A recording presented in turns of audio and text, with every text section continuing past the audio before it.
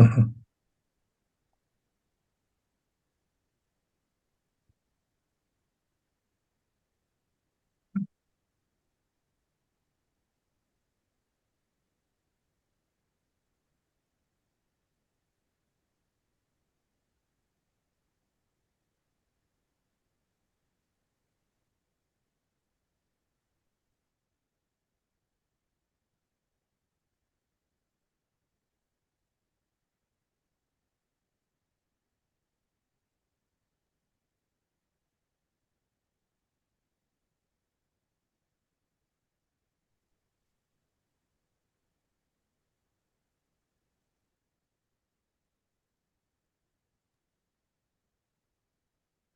Так.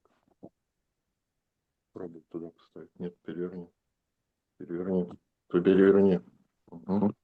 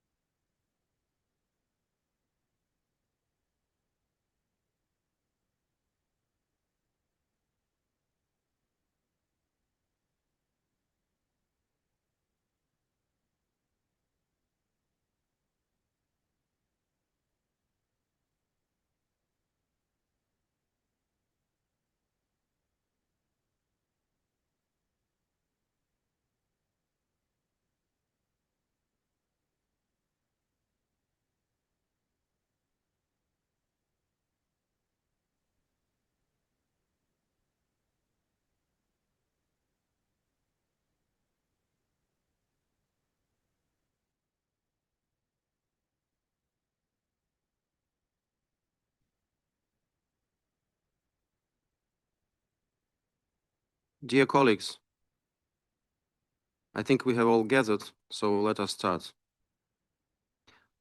Dear colleagues, dear viewers that join us online, let me warmly welcome you all. Thank you for paying attention to our online event, which is devoted to a very important and pressing topic, the issue of children in the context of the Ukrainian conflict. This topic has clearly become one of the key tools of the ongoing hybrid war of NATO and EU countries against Russia. We note an active smearing campaign of these two Russophobic blocs against our country, which is being waged without due reference to the facts which do not corroborate the Western narrative. Contrary to statements by the Western countries about allegedly tens of thousands of kidnapped children, the real facts indicate the opposite. During negotiations in Istanbul on June 2, 2025, the Ukrainian side handed Russia a list consisting of only 339 children allegedly located on the territory of our country. After a thorough check by the Russian side, it turned out that a significant part of the list was based on outdated and irrelevant information. I will not dwell into details because we have very well-prepared, knowledgeable experts and briefers today. And this is for the sake of the facts that we're here. And that is why we asked Mrs. Maria Lvova-Belova, Russian Federation Presidential Commissioner for Children's Rights, to join us, and invited also a number of those who have first-hand information on the issue in question. So without further ado, I would like to pass the floor to them. Maria Alexeyevna, вам слово. Здравствуйте, уважаемые участники круглого стола. Присутствие России здесь обусловлено четким приоритетом необходимость реальной помощи детям и семьям в зоне вооруженного конфликта. В своих действиях мы опираемся на законодательство Российской Федерации, которое ориентировано на сохранение семей, на практику деинституционализации, Конвенцию о правах ребенка 1989 года, на принципы, которые разрабатывались в том числе на уровне ОБСЕ. В своей работе мы неизменно открыты и всегда готовы к диалогу. С самого начала специальной военной операции и ранее, чтобы совместно противодействовать трагедиям и обеспечивать защиту несовершеннолетних и их семей.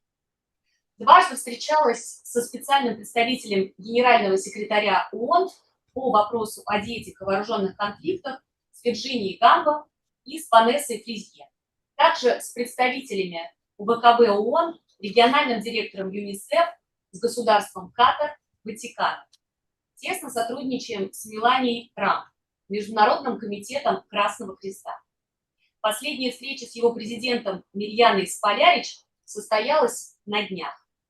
Чутко реагируем на рекомендации и позиции, которые нам доносят наши международные партнеры, ориентируемся на лучшие практики защиты интересов детей. Для обеспечения безопасности семей и детей, проживающих на Донбассе и других регионах, затронутых боевыми действиями, в России в 2022 году была развернута беспрецедентная кампания. Создавались пункты временного размещения. Вся страна собирала вещи, продукты, все необходимое. Сегодня при необходимости оказываем медицинскую, психологическую, юридическую, материальную и образовательную помощь. К счастью, подавляющее большинство проживающих в пунктах временного размещения людей уже либо вернулись домой, либо переехали в другие регионы России. Кто-то уехал за рубеж. Конечно, в безопасные регионы детей вывозили из-под обстрелов директора учреждений. Эвакуация проводилась по решению глав республик и была вынужденной гуманитарной мерой. Так, например, в 2022 году в непосредственной близости от линии фронта оказался Алешкинский детский дом. Это Херсонская область. Там воспитываются ребята с тяжелой инвалидностью. И я думаю, что все согласятся с тем, что дети в зоне активных боевых действий находиться не должны. Дети были перевезены на безопасную территорию, в республику Крым, обеспечены были всем необходимым. Мы со своей стороны подключились к поиску родственников, и уже в 2023 году один мальчик воссоединился со своей бабушкой на Украине. Мы помогали с подтверждением родства, помогали сделать тест ДНК, потому что у бабушки не было никаких документов. Но с нашей помощью и с помощью наших коллег нам удалось преодолеть эти преграды, и ребенок вернулся к бабушке. Также еще 7 детей при нашем непосредственном участии были воссоединены со своими близкими на Украине. А само учреждение в настоящий момент переехало из Крыма в родную область. Еще одна история. В 2022 году солдаты обнаружили в подвале воспитанников Купянской спецшколы. Это дети с инвалидностью. Их бросили власти украинские администрации. И ребят поместили вначале в Перевальском интернате. Со временем всем детям мы нашли родителей, и они все вернулись к своим родным семьям. Сегодня все воспитанники находятся со своими близкими. Вообще воссоединение детей с близкими в России, на Украине и в других странах мы занимались с начала специальной военной операции по поручению президента России. С 2023 года действует прямой гуманитарный канал связи с Украиной в лице уполномоченного Верховной Рады Украины по правам человека Дмитрием Лубенцом и его командой. Сложившийся механизм дает нам возможность регулярного обмена информацией, позволяет отрабатывать все поступающие в мой адрес запросы и разрешать ситуации согласно наилучшим интересам детей. В апреле 2024 года при непосредственном участии Катара в Дохе у нас состоялись очные переговоры с украинской стороной. Сейчас мы постоянно на связи, и все эти единичные случаи, которые поступают со стороны Украины или с нашей стороны, мы в тесном взаимодействии отрабатываем. Каждый случай рассматриваем индивидуально, с учетом позиции ребенка, всех обстоятельств жизненной ситуации, его интереса, российского законодательства и Конвенции о правах ребенка. Отмечу, коллеги, что в мой адрес с начала специальной военной операции из разных источников поступают списки предположительно разыскиваемых детей. Все они разной степени достоверности и верифицированности. Мы не только воссоединяем семьи с детьми, но мы отрабатываем каждого ребенка, который поступает к нам в этих списках. Всего через нас, через нашу работу прошли 1400 граждан. И только в небольшом количестве случаев потребовалось наше участие. Так, в настоящий момент 30 детей воссоединились со своими семьями в России, 141 ребенок со своими семьями в Украине. Вы видите, коллеги, что процесс идет в обе стороны. При этом в большинстве случаев в воссоединении семей ребенок уже находился с одним из родителей или родственников на территории России или Украины, а затем меняются обстоятельства жизни семьи. В этой работе нашими партнерами выступают Международный комитет Красного Креста, Святой Престол в лице кардинала Матео Дзуппи, первая леди США Мелания Трамп, государство Катар. Подробно рассказываем о своей работе в наших бюллетенях.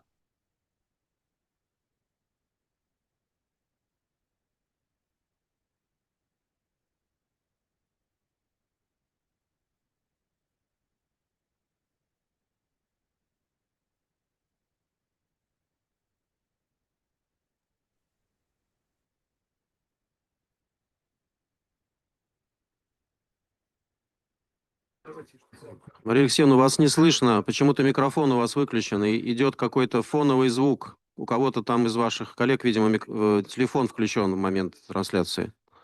Нет, у нас все. Слышите меня сейчас? Сейчас слышим, да. Сейчас слышите. А скажите, с какого момента отключилось? Примерно секунд 20 назад. Про бюллетени была информация? Бюллетень только вот показали, и потом прекратился звук. Да, мы сформировали всю нашу работу в 4 бюллетенях по поддержке семей, которые пострадали в ходе специальной военной операции, и кому это действительно важно и интересно, могут с этими бюллетенями ознакомиться. По QR-кодам они есть на разных языках у нас, и что немаловажно, в 4-м бюллетене мы даже опубликовали список, ну, конечно, без персональных данных, список детей, которые через нас прошли и по тем ситуациям, с которыми эти дети столкнулись. При этом, коллеги, горько читать новости со ссылкой на украинские власти о том, что как зачастую складываются судьбы украинских детей, эвакуированных в составе украинских интернатов, домов ребенка за границу. Подчеркну, коллеги, не в Россию, за границу. Публикуется информация о том, что дети якобы жили без доступа к образованию, медицинской помощи и систематически подвергались физическому, психологическому насилию со стороны сотрудников Украинского фонда, который организовал их выезд.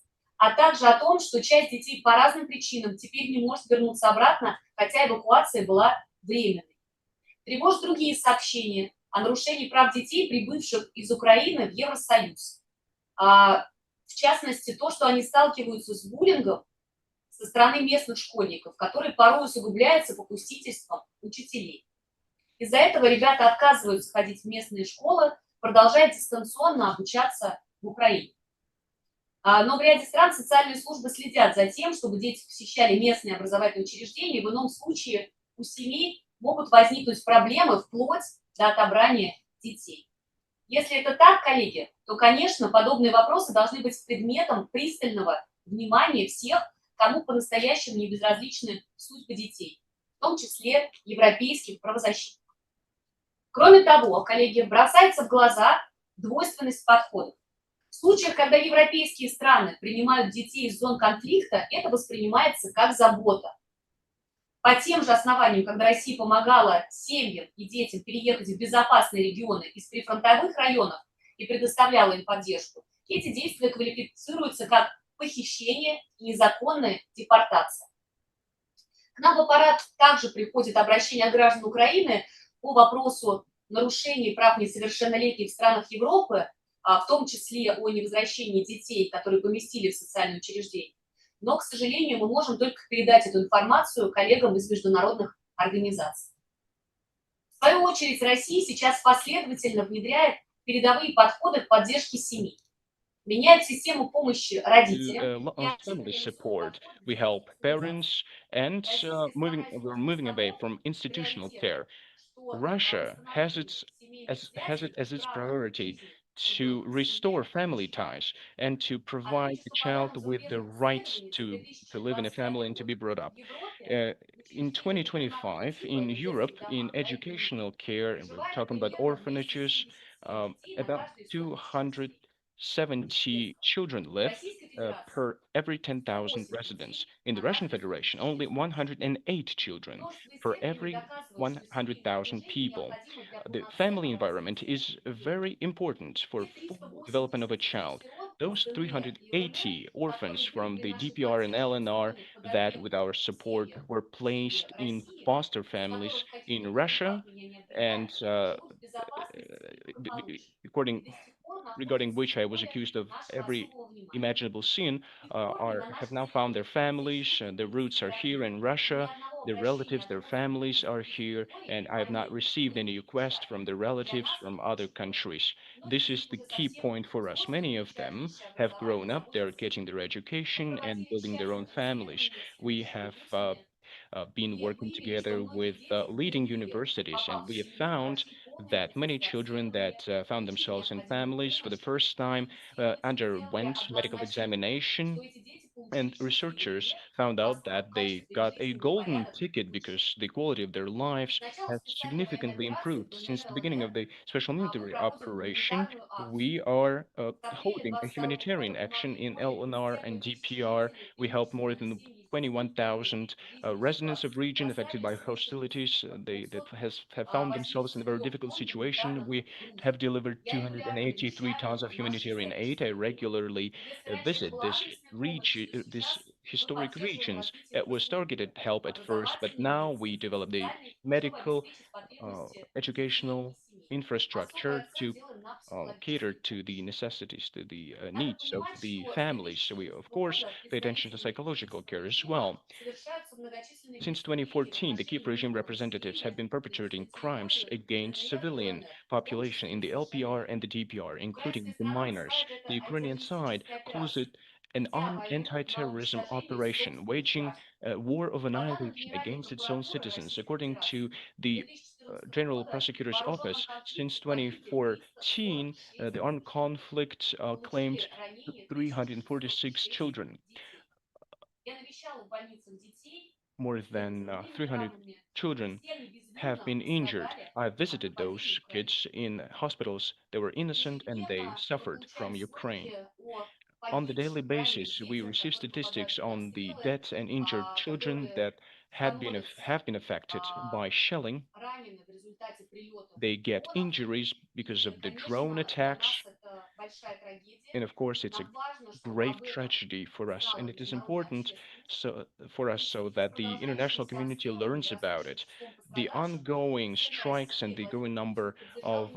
the injured инициативу people, о Russian ежегодной выплате President детей Vladimir еще Putin supported the крупнейшей initiative результате to агрессии give a Украины. lump sum В настоящий help момент эта to помощь children получили уже affected by более this tragedy. 700 About детей. 700 Важно, children что received правду this о help so событиях, far. свидетелями которых стали жители Донбасса, It is а, important была донесена до всех. that the truth is Сегодня у communicated нас to уже everyone. 17-летняя Фаина And Савенкова, она из today Луганска, we и уже will have a 12 лет живет 17-year-old под Faina обстрелами Savinkova. России. She's been living under AFU shelling Серьезные for опасения 12 вызывают years now. участившиеся удары по It is гражданским it's a транспортным great concern of средствам us when Российской we Федерации. see Это strikes и on поезда, civilian автобусы, transportation in Russian ранеными region. We're talking about оказываются trains, взрослые, дети, buses, adults, погибшие. kids ЮНИСЕФ are фиксирует гибель victims детей в of these Украине. crimes. Понятно, что смерть ребенка– UNICEF, это of course, всегда трагедия. documents Но these почему deaths. те Of же course, организации every вместо death of a жителей child Донбасса is a ищут tragedy. But why these ищут organizations don't pay any подвохи? attention to the Убеждена, что над crimes taking всем place in перечисленным the Donbass фактом region должно быть since также пристально 2014? I am внимание, sure как that they военные should pay против heightened России. attention to all these facts, Мне, like they конечно, pay to the известны те facts about the мифы, crimes of the Russian которыми Federation, многие западные allegedly. страны Of course, сопровождают we all нашу know the деятельность myths с первых that дней the СВО. Western countries Неоднократно talk представлял about нашу since the very позицию на first days of международных the special площадках military и operation. регулярно I've отвечаю talked на about my вопросы position on журналистов. international Эта platforms. идеологическая I've regularly система responded to основывается на journalists' предрассудках questions. фактов, This information апеллируя к большим is мотивам ЦВК,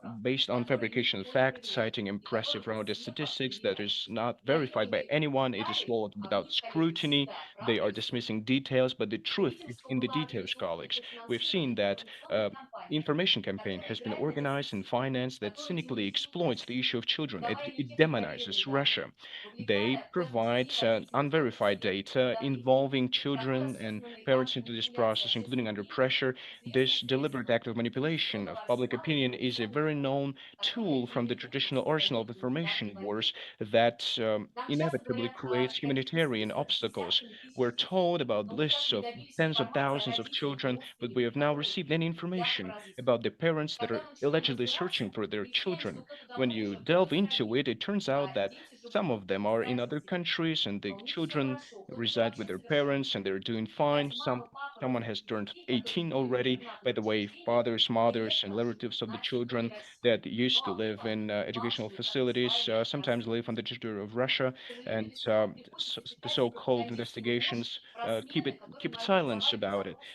Regrettably, one has to read about some propaganda lies about programs that we have organized at the request of the children themselves and relatives to support them. Leisure, sports, creative workshops, psychological support, but they call it re-education, Russification, military training. In the beginning of 2023, ourselves and our media partners organized a tour for foreign media. The journalists talked with the children and specialists at the summer camps, but they didn't write about anything like that. They were accusing us of Russification, military training, genocide. It is all based on reports of international organizations that don't have any investigative power. Sometimes they base it on anonymous reports and media reports that don't support a comprehensive overview. A separate issue is a matter of citizenship and Russian language studies. Sometimes, when we prepare documents on citizenship for people, it is called erasing national identity, but the Russian legislation doesn't require to reject the Ukrainian citizenship because kids maintain their legal relation to the motherland. Our only goal is to take care of their comfort and security. The Russian citizenship allows them to get medical aid, social benefits, and education. This being said, becoming adults, it is up to the kids to choose where they want to live, to stay in Russia or to move to Ukraine. Approximately 1 million of kids prefer to stay in Novorossiysk with the opportunity to study the Russian language, which they consider their mother tongue. Let me also note that we offer Ukrainian kids to study the Ukrainian language optionally, but this opportunity is not on high demand. We thoroughly studied the Western experience. We scrutinized their errors, and according to the Ukrainian Accounts Chamber, 917,000 Ukrainian kids are integrated into European schools. They study Polish, German, Lithuanian, and other European language. Only one third of them receive the Ukrainian-based education. And Ukraine voiced out a problem that sometimes the kids have to choose which school to go because the schedule of Ukrainian European schools coincide. But given that the kids have in compulsory manner go to local schools, it is just lip service. Outside Ukraine on Saturday and on Sunday, the kids have the chance to study Ukrainian, but they fail to use it.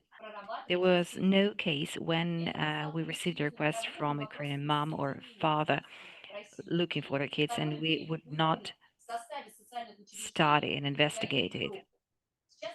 There were situations when Russian kids were evacuated within social programs and care homes from Ukraine to Europe. We have 12 such cases. But these are kids who have parents who want but cannot take them. But apparently, without any support from European authorities, we cannot find any solution. We have a comprehensive frameworks to study every case in Russia and in Ukraine and with third parties, together with the IRCC, with the First Lady of the United States, with the State of Qatar and the Holy See. We have elaborated a transparent and humanitarian in its nature protective mechanism. We are willing to share this experience with all those who care about the future of those kids. The so-called Independent International Commission of Inquiry on Ukrainian kids sent me no request. They sent no list of kids who are seeking assistance. Similarly, we received no requests from the Council of Europe Special Envoy, appointed in February 2025. Nevertheless, many people who trust these international organizations might be afraid to address us. Let me remind you that you can always use the form at the IRCC website. I believe that those who are standing for the ideas of transparency, openness, professionalism, and justice sooner or later will not only hear and comprehend our position, but will also adopt our experience in order to improve the system which helps kids and families. I invite all of you to share this experience and to cooperate. Well, thank you very much for your Спасибо attention. большое, уважаемая Мария Алексеевна, Thank за you, тот Madam Lvova Belova, for your detailed рассказ, за цифры, presentation. которые Thank вы you for the привели. В statistics наших that проектах, you конечно же, всегда проблемы именно с цифрами, presented. именно с фактами. I Мы think много that in раз most of cases we приглашали face к problems with разговору statistics. практическому, From the ориентированному, West side, разговору on many при occasions, каких-то we инсинуациях. Но invited как them только дело to доходит до фактов, interact почему-то за on столом их нет. details, Вот but и once сегодня again, we мы start pushing заранее figures. это They are not мероприятие present at the negotiation проанонсировали table. We в announced ОБСЕ, the у всех organization наших of this коллег было roundtable within the OSCE, присутствие, and our colleagues поучаствовать had the chance to и join us, действительно to услышать, если participate, вдруг and to поступает hear вашу from the информацию, horse's задать вам mouth какие-то, может быть, вопросы the уточняющие, если они facts, maybe ask some остаются clarification, какие-то clarifying непонятные для questions, них моменты. should Но there сегодня их be нет, и anything это to лишний ask, раз but подчеркивает they are их позицию, absent, лишний раз which once again подчеркивает их confirms правоту their того, о чем вы stance сказали, что and эта тема исключительно используется для how каких-то right you инсинуаций, are для in каких-то saying вбросов, that this topic, постоянно this issue в is цифрах, widely никаких утверждений exploited. этих цифр они не дают ни They нам, ни get вам. misled by Обращений тоже нет. Я statistics. надеюсь, They что do после not нашего share their мероприятия statistics. They do not может send any многим requests. And ситуация hopefully, прояснится, и те, our кто действительно озабочен event этой will темой, clarify им some всегда facts есть for those возможность who обратиться do и really спросить, care. то есть прислать They какие-то always have the вопросы, chance какие-то to вопросы, send связанные their с questions, творчеством. to А come, те, кто не to заинтересован, конечно, сколько бы мы ни communicate, говорили, and that who сколько are бы not громких шагов interested, показывали, regardless мы of все how равно long будем we speak, указывать they на will still цифры, которые по-прежнему indicate the подтверждены, figures, the которые statistics олицетворяют that are not выстроить accurate, какой-то that are not антироссийский substantiated, нарратив. but they will Те темы, keep которые вы using сегодня тоже Russophobic затронули, это и discourse. The topic that you террористические удары по детям, mentioned today, like и terrorist attacks against ситуация children детей, украинских and беженцев в странах situation Европы. Мы of сегодня тоже это children, затронем чуть позже.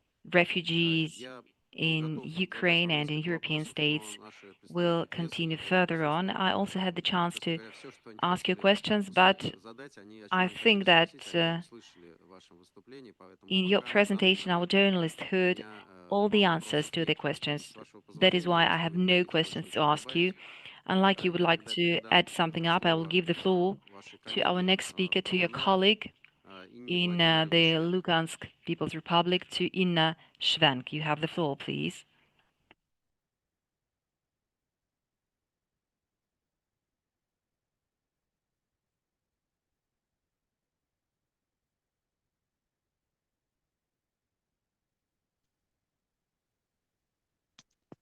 Инна Владимировна, вас не слышим. Madam Shvenk, we cannot hear you, unfortunately. Здравствуйте, меня слышно? Good afternoon. Can you сейчас hear слышно, me? спасибо. Now we can, thank you. Не слышу.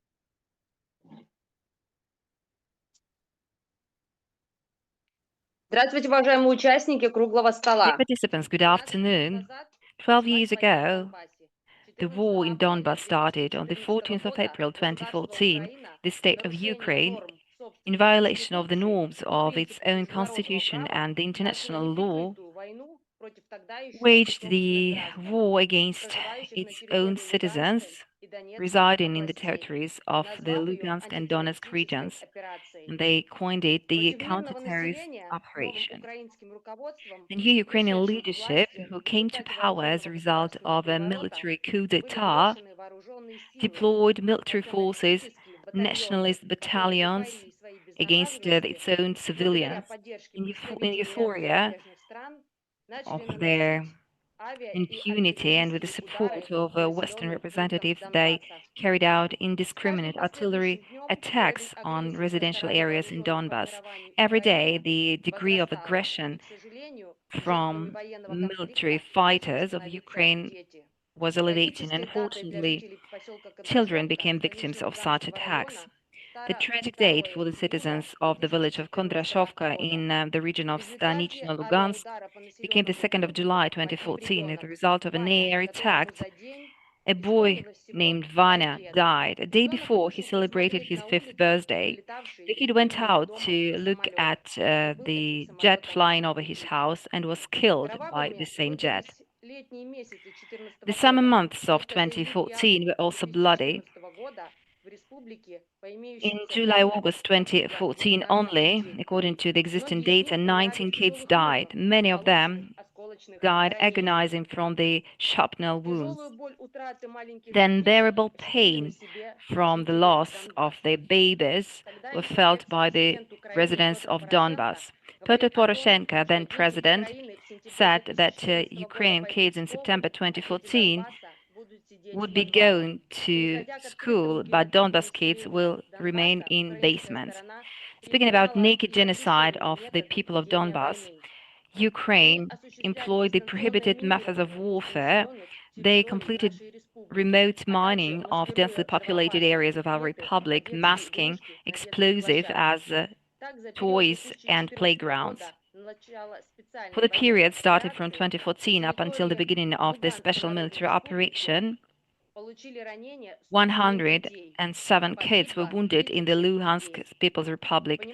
36 of them died. Understanding the courageous people of Donbas will not give up to the offensive of Ukrainian fighters, the Ukrainian leadership decided to declare the economic blockade of the region, cutting it off from energy and water supply systems. Families with kids were deprived of the possibility to get the due social benefits, to get their first aid to kids and foods in order to have a porridge for nursing. People had to make fires on the balconies and to make porridge from milk powder or from the rest of cereals. Only humanitarian convoys sent by the Russian leadership to the republic saved those residents from the brink of famine. Speaking about Ukrainian forces, they started restlessly destroying civilian infrastructure and civilians. 77 educational institutions, schools, kindergartens, cultural sites for kids were destroyed or damaged. Since February 2022 up till now, the mobilized hostilities led by Ukrainian forces wounded 207 kids, 40 of them died. Resorting to the terror against its civilians, Kiev regime within the last 3 months significantly enhanced its attacks against civilian infrastructure in order to undermine and to choke the logistic routes on a daily basis. Civil and counter vehicles, commuter buses, and filling stations are attacked. Gas, water, and energy supply facilities are also damaged. Children become the unwitting victims of such attacks. For 6 months only this year, 58 minors were affected, 4 of them died, 54 received wounds of various degrees of severity. Thus, a drone attack against a civil bus in May this year in the city of Lysychansk, a 17-year-old girl named Alina was killed. In the early days of June, a drone attack was conducted against teens of 16 and 17 years old. They were riding a motorbike in the city of Irmin. Unfortunately, one of the boys died, and the other one is still in the hospital. The severe shrapnel wounds was inflicted to a 3-year-old Sofia from the drone attack. She received a penetrating shrapnel wound of an eye. The horrible tragedy hit not only the citizens of the Republic on the 22nd of May 2026, the result of a hideous, inhumane drone attack on a dormitory of the Starobelsk College, which is an affiliate of the higher educational establishment, the Luhansk State Pedagogical University, at nighttime when many students were asleep. 39 minors were affected. Unfortunately, 21 students died. The clearing of the ruins of the dormitory took more than 2 days under permanent threat of repetitive attacks by Ukrainian forces. This is yet another proof of the Nazi nature of the Kiev regime. The Minister of Foreign Affairs of the Russian Federation, to cover the Starobelsk tragedy, invited foreign journalists to come to the accident site, but most of them preferred not to cover the truth they saw with their own eyes. Such indifference only exacerbates the sentiment of impunity among Ukrainian armed criminals who give orders to kill children in the Lugansk and Donetsk People's Republics. These horrifying facts, every child's life which stopped, every wound on child health will remain a bleeding wound in life of every citizen of the Republic. To commemorate the children who died of the hands of the Ukrainian regime, a monument was opened named to the Angels of Donbass with their names engraved in it. Nevertheless, the Ukrainian leadership resorts to the methods of information warfare, and these are the kids which suffer once again. On a regular basis, we see speculations by representatives of Ukraine about allegedly kidnapped and illegally evacuated kids to the Russian Federation. Ukraine publicly claimed that there are hundreds of thousands of kids being illegally evacuated and detained in Russia. Let me point out that in 2022, Donbass became part of the Russian Federation and its residents are Russian citizens. The Russian Foreign Ministry asked Ukraine to hand over the list of such kids to study it and to investigate within the appropriate services of the Russian Federation. Ukraine submitted a short list of such children. The investigation established that these children are either with their parents in Russia or do not stay in Russia and never were here. It is also noteworthy that the Russian Ombudsman on Children's Rights, Maria Lvova Belova, is engaged in reuniting families who were separated during hostilities with their kids by the instruction of the President of the Russian Federation, Vladimir Putin. Nevertheless, citizens of these historic territories may still face problems in reuniting with their kids because Kiev hinders the attempts to reunite with their kids in Novorossiya, the Lugansk and Donetsk People's Republic. In conclusion, let me point out that the Luhansk People's Republic, as well as the Russian Federation as a whole, strictly adhere to the fundamental principles of the international law in protecting children's rights. Measures are undertaken to protect their fundamental rights and legitimate interest enshrined in the Constitution of the Russian Federation. Thank you very much for your kind attention. Thank you, Madam Schwenk. May I ask you one question? All the facts we heard from Maria Lvova Belova and from you about falsifications on kidnapped and indoctrinated kids and kids. What is the perception of the residents of the Lugansk and Donetsk People's Republic of those falsifications? What is their sentiment about this information or disinformation campaign?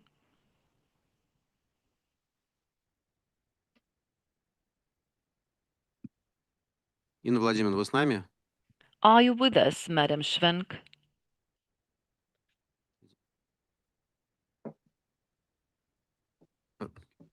Вы слышали мой вопрос? Did you вроде? hear my question?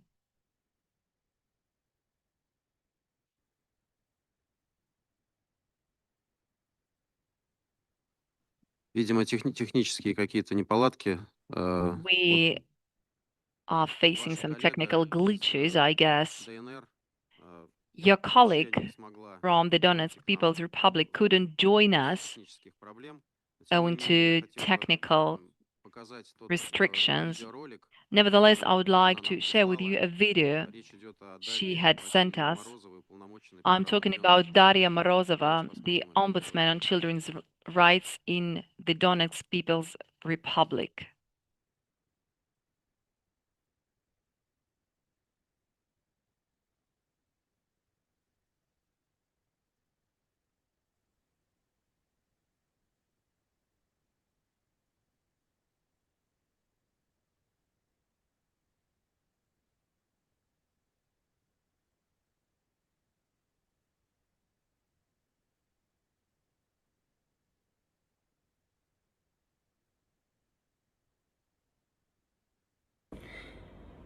Добрый день, уважаемые коллеги. К Good началу afternoon, 2022 dear года стало colleagues. очевидно, что Украина не нацелена на First of all, урегулирование by конфликта the на beginning of Донбассе мирным путем.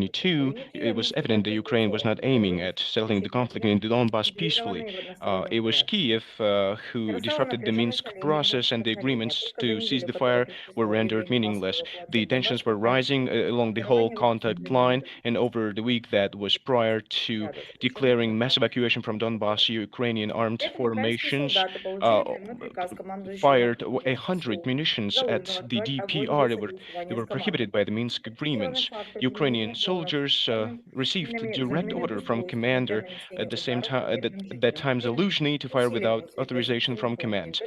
We saw facts of using drones with special explosive devices to strike at civilians. Ukraine was strengthening its positions on the front through personnel and weapons of mass destruction. Kiev was readying for full-fledged war in Donbass, which was planned for the beginning of 2022. Later, it was confirmed by Angela Merkel, Francois Hollande, and Petro Poroshenko. The Minsk process was only needed by the West to win time and to step up its military power. Over the 8 years of the conflict in Donbass, representatives of Ukraine were acting with unprecedented brutality. When the special military operation started, our territory was shelled by Ukraine, and over 4,374 civilians died, including 91 children.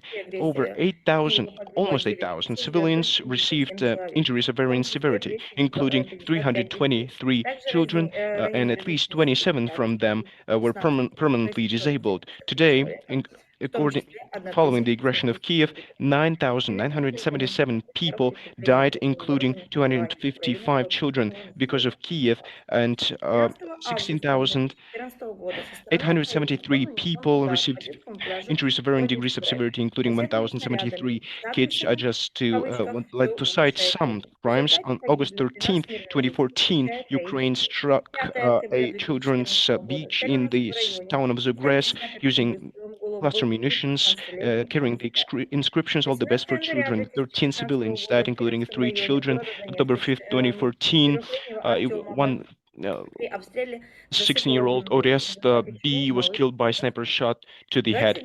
18 January 18th, 2015, in Donetsk, a 4-year-old Artyom was buried under debris. The infant suffocated. April 27th, 2016, Ukrainian servicemen shelled Yelenovka checkpoint, claiming lives of 5 people, including a pregnant woman. November 5th, 2017, in Donetsk, a 9-year-old Artyom died. A shell fell close to school number 110, where the child was. He suffered shrapnel wounds of to his head, torso, his limbs. He died. April 2nd, 2021, Ukrainian UAV dropped an explosive device to a private residential yard where a 4-year-old Vladislav was playing. He was torn apart.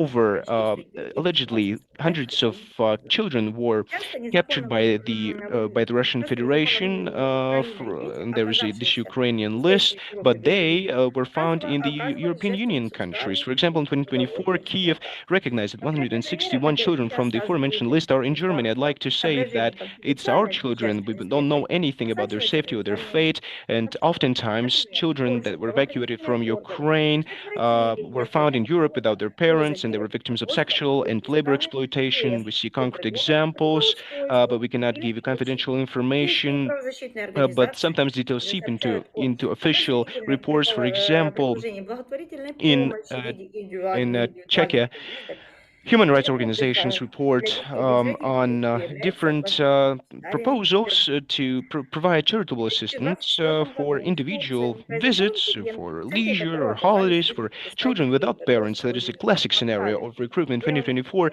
In Turkey, there was an ради accident at the center of which there were 500 kids and teenagers that were evacuated to entirely from occupied by Ukraine territories for the sake of their safety. But this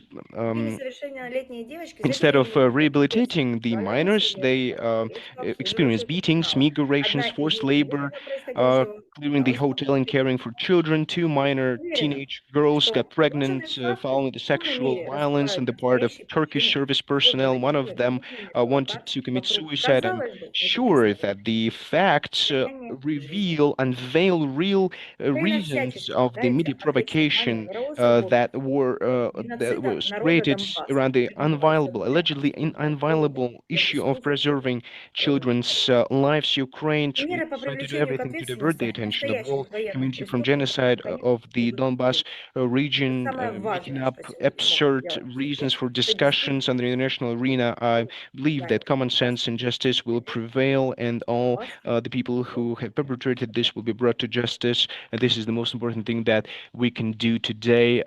Everyone who is interested in creating secure environment for the children of Donbass and the whole world. I'd like to apologize for some technical glitches, but we still been able to hear very important piece of information, and Madam Morozova said very important things, and everyone who is responsible for the abduction of children will be brought to justice and punished. Today we have an opportunity to hear firsthand reports about what it's like to be a child in the Donbas region when the so-called anti-terrorist operation has been launched against you. Today with us, we have Faina Savinkova. I'd like to first and foremost demonstrate a short footage so that you can learn about this brave girl. Хочу рассказать вам о моей жизни и моей борьбе. I'd like to Я родилась в Луганске в 2008 году, когда он еще был украинским городом. Большая половина моей жизни прошла во время войны. Я очень рано узнала, что такое артобстрел и авианалет. Ты помнишь, как началась эта война? Да, конечно. Сколько тебе лет было? Мне было 5 лет. Тем временем в Киеве. Современные войны – это прежде всего войны за умы людей. Вступив на путь лжи и манипуляции общественным мнением новому украинскому режиму, отчаянно нужно было создавать образ врага из тех своих граждан, которые осмеливались критиковать антинародную политику режима. Так родился сайт «Миротворец». Путь Фаины и «Миротворца» пересечется в скором будущем. I first became aware of Mirotvorets when Are you in the list? Yeah. You're in the list. Tell me a story. I became aware of Mirotvorets, I think, when I heard about the story of Faina Savinkova. I think she was 13 years old at the time, I think I'm right in saying, and she was put on the list. So I did a story about that. I went to Luhansk to interview her, lovely young woman, child at the time, who cared very much about the conflict and wrote about it. So I interviewed her, I did a story. I actually approached Mirotvorets for a comment, normal journalistic standards. As are anybody, journalists or people like myself who are critical of the Ukrainian ultranationalists, they go on that list. So that's how I became aware of it. Они не называют его миротворец, они называют его kill list, список убийца. Это в первую очередь журналисты. Журналисты, которые стали жертвами этого ресурса. И эти журналисты уже в свою очередь рассказывают об этом ресурсе своей аудитории. Сайт этот причастен к покушениям и к убийствам многих людей, которые высказывали какие-либо критические замечания по поводу украинской власти. Уж трудно сказать, насколько они действительно здесь приложили руку. Faina is on the Miratovets When it was originally put together, it was the Ministry of Information Policy that put it together through the group working at Inform Napalm. And they call it a hit for hire site because originally they were actually listing bounties for people. $20,000 if you kill this one, $10,000 if you kill this one, et cetera, and putting their information down. I did a lot of exposure on that right away, and I predicted that this would be used against journalists. Now, the fact that they're putting children on this, they're putting teenagers on this has been going on for a while. Я попросила коллег посмотреть, есть ли там другие дети. И мы обнаружили, что на ресурсе были данные 327 детей. Дети находились там по разным так называемым статьям. Это не только российские дети. Там были дети, граждане Украины, Азербайджана, Армении. 5 стран, в которых мы нашли деток. Почему ты там? Честно, я вообще без понятия, потому что они сами постоянно меняют свое мнение. И сначала я была жертва российской пропаганды, потом я стала вообще там серийным злодеем, который отместил часть Украины. Да, покушаешься на территориальную... А ты покушаешься? Я даже задумалась о том, чтобы покушаться территориальную целостность Украины. Тут такая увидела, опа, интересно, что я там делаю. Они говорят, что она какой враг Украине, что она делает пропаганду против Украины. Не так, она никогда не негативно не говорила о украинцев. Она просто сказала, вот, Украина бомбит мирных жителей. Она просто сказала правду. Просто факт, что они смогли добавить ребенка на такой списке, это просто кошмар. Ну, просто фашисты делают это.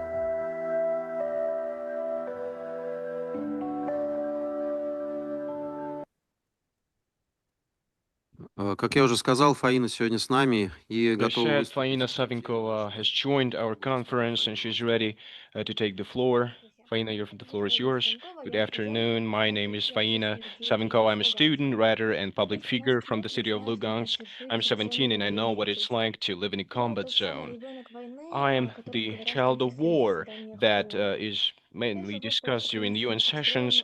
I have been living under Ukrainian shelling for 12 years now. Of course, the military conflict in Donbass started in 2014, not in 2022, like many people think. It's not only my story, but the story of thousands of other children. We were growing up, attending school, dreaming of peace when Ukraine were shelling us. Since primary school, our school's emergency workers were telling us about safety rules, and this was a vital need for territories engulfed by a military conflict. I remember when I was 6, I was doing sports in an unheated hall with no electricity during a cold autumn. Heating and power supply systems were destroyed, and the temperature, both outside and inside, was the same. I'm talking about the less obvious daily realities of war that are unnoticed, go unnoticed most of the time. Even now, when the front line is far from us, every night, every day, Ukrainian UAVs are trying to destroy us. Every night, I go to sleep with the thought that this could be my last night. But Western media and politicians try to keep silence about what's happening. In 2021, I sent a request to the UN Security Council and personally to Mr. Guterres, saying that children of Donbass have the right for a peaceful life. In my request, there was no propaganda. I was just asking to respect children's rights for peaceful life. I was asking the international organizations to stop this conflict that has today morphed into a large-scale war. And for this, Ukrainian authorities and nationalists uploaded to the Ukrainian peacekeeper website without my or my parents' consent, my data, not for political propaganda, not for calls to independence. No, I was deemed enemy of Ukraine for my requests to achieve peace. Since then, I've been living under constant stress because without trial, without investigation, when I was 12, I was accused of crimes against the statehood of Ukraine that I didn't commit. For this reason, in 2025, I wrote an open letter to First Lady of the United States, Melania Trump. Representatives of Western countries are saying all the time that Russia is abducting Ukrainian children, but they do not give any proof. But they are keeping silent about the children that live in the cities of Lugansk, Donetsk, and Crimea, and that Ukraine continues attacking our children in the regions. I've written to President of France, to Chancellor of Germany, the President of the U.S. Donald Trump back then and now. I think that Ukraine is not the victim; it's the full-fledged participants and organizer of the conflict. And first and foremost, one should assess the actions of Ukrainian government that is encouraging systematic violations of children's rights both in our country and in Ukraine. In closing, I'd like to say that if the world wants to learn the truth about what's happening, really one should conduct an objective investigation where both the viewpoints and both piece of evidence will be reviewed, not only the accusations of one side. Thank you very much, Faina, for what you're doing, for propagating the truth about the children of Donbass. I'd like to wish you every success. Please keep being brave.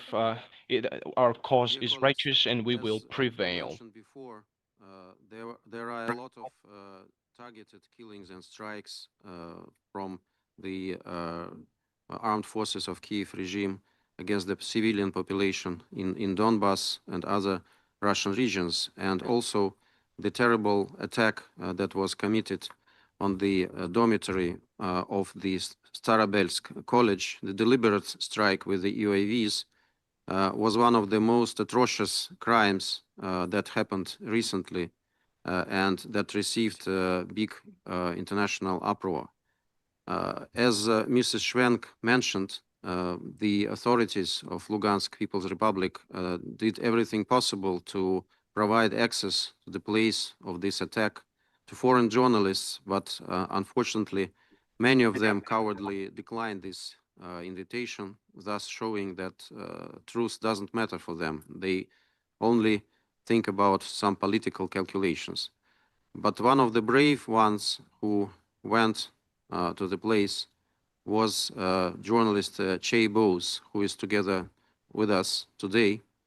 And I wanted to give the floor to Che to tell us what was there and what were your impressions about this terrorist attack. Che, you have about 5 minutes. Thank you. Здравствуйте, Дмитрий, коллеги, friends. Good afternoon, Faina, привет. dear colleagues, dear friends. Hello, Faina, hi. Very happy to join you today, and thank you, Dmitry, for the introduction.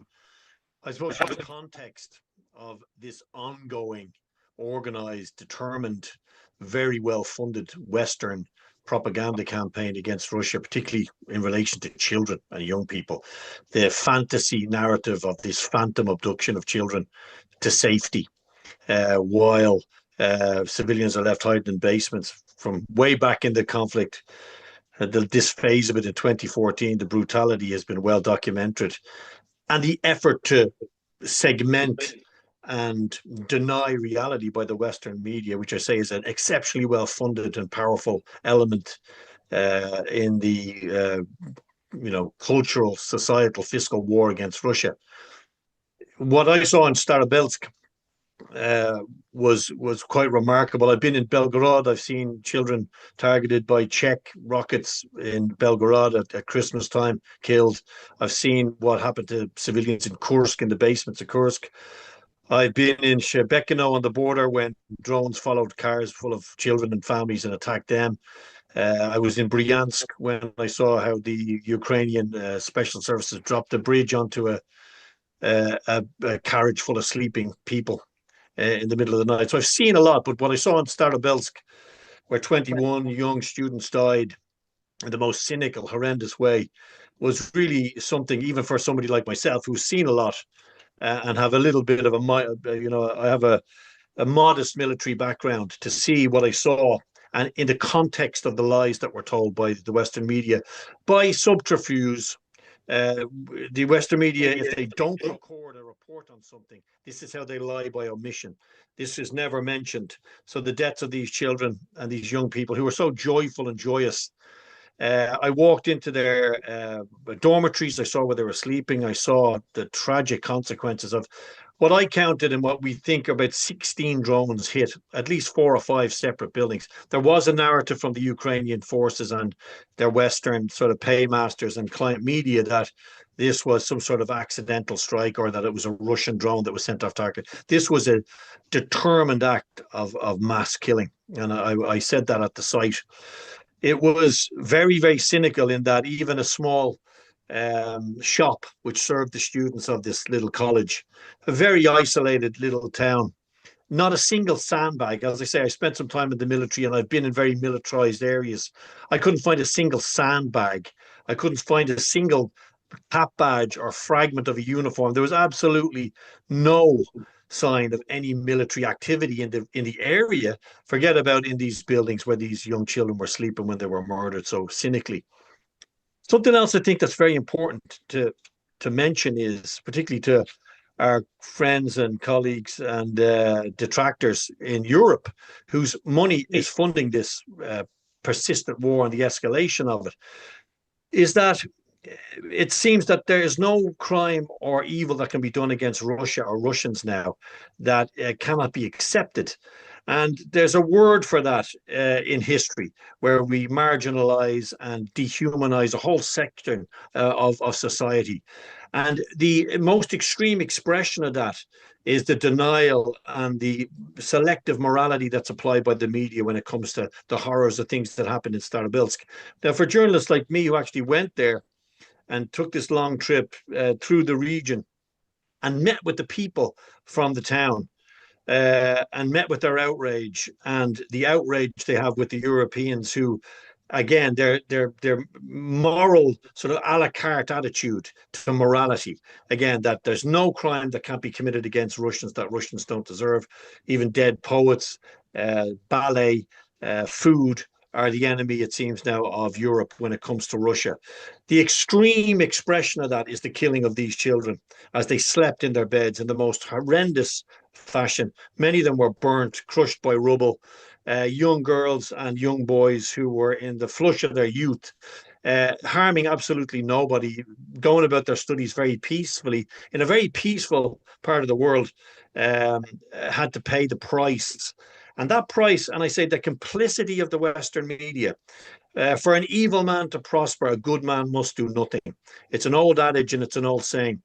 And some parts of the Western media are starting to wake up and reflect the reality of this very corrupt dictatorship in Ukraine and the expression of its brutality towards the people of Donbass, and now to the people of Russia in a more general sense. And I've seen that, as I said, in the border regions of Russia. I want to finish with one mention.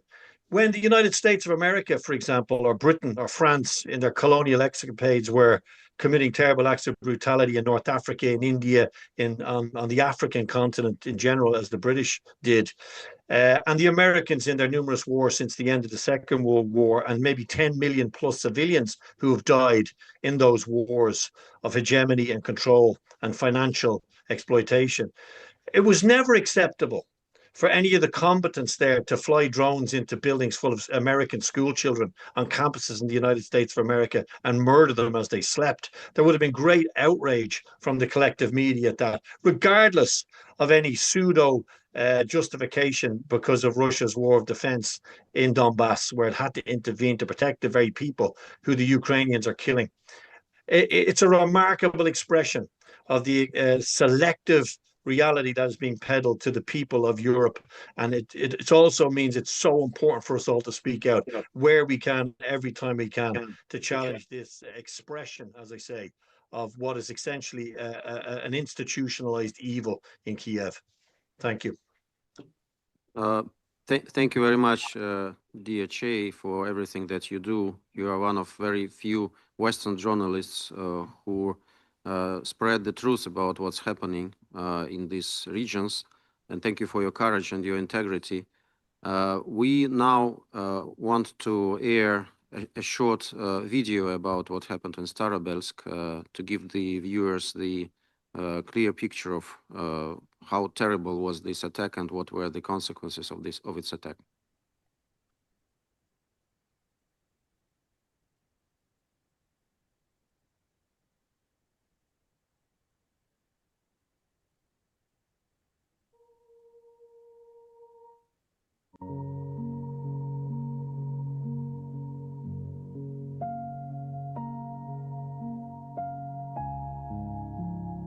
said that this was an accident or that it was a drone that was brought off course by Russian electronic warfare. But what the first thing we noticed was that there are so many different buildings have been struck. And only those buildings have been struck. So it's obviously a precise, intentional strike.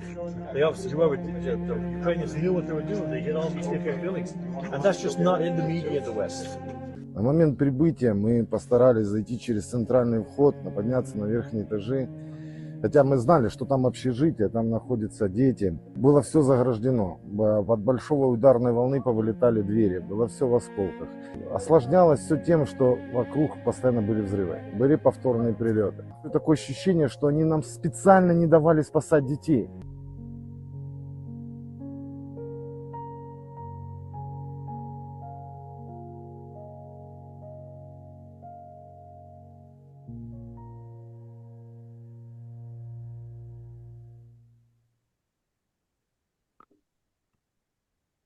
It's very hard to watch these images, but it's necessary to understand the scope of this crime.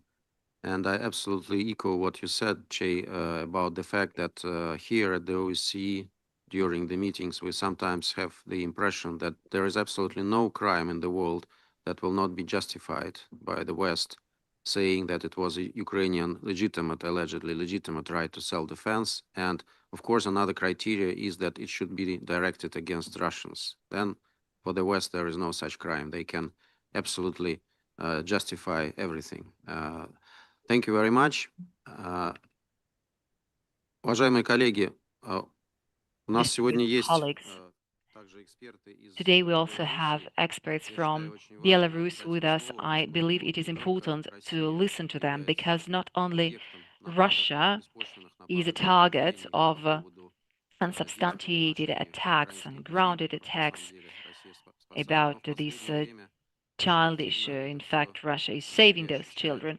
But today, our Belarusian brothers and sisters also feel the bulk of those accusations. I would like to give the floor to Ludmila Gladkaya from the Belarus Today. She will share her story with us. Good afternoon, participants of the round table. Good afternoon, Mr. Polanski. Can you hear me? Wonderful. Thank you very much for the opportunity to speak. Yes, we heard lots of ideas from Western countries and satellites. The illegitimate deportation of children was grounds to deliver the arrest warrant against Vladimir Putin. The same endeavor was attempted against Alexander Lukashenko. As journalists, I tried to establish who was engaged in this scheme, but it is simple. Russian and Belarusian fugitives, extremists, those who are now abroad and act against our states under the sponsorship of foreign special services started all this. They prepare false reports and research where they do not give accurate facts, but the curators welcome it. Those false investigations, those quasi-accusations lay the foundation for manipulations at the international platforms and discrediting and demonizing Russian and Belarusian policy. On top of that, Westerners tries to demonize the role of Belarus as a regional humanitarian peacemaker and negotiations platform. Within humanitarian programs and charity initiatives supported by the President of Belarus, children from various states come to Belarus for vacation and recreation. In the recreation center Zubrionak, children from 50 states visited it from Algeria, India, Egypt, and many others. We recently welcomed school children from Zimbabwe. By the same token, children from Donbass also come to Belarus.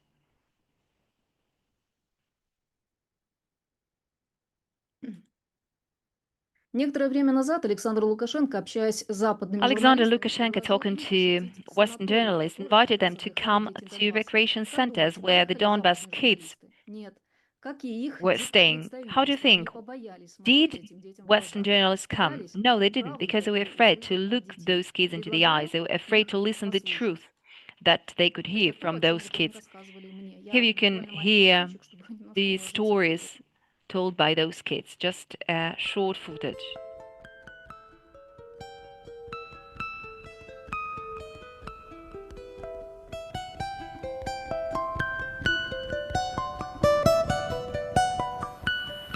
Как для тебя началась вот эта война? Мне было всего How 7 did лет. this war start for you? I was only 7 years old at that time. Бывало, сидела в подвалах, бывало в коридоре сидела. I was Очень редко hiding выходила in на улицу. basements, in corridors. Потому Rarely что I снова went outside because I was afraid. Ничего не могу вспомнить такого хорошего из детства, потому что I have no good memories from my childhood because I had no childhood at all.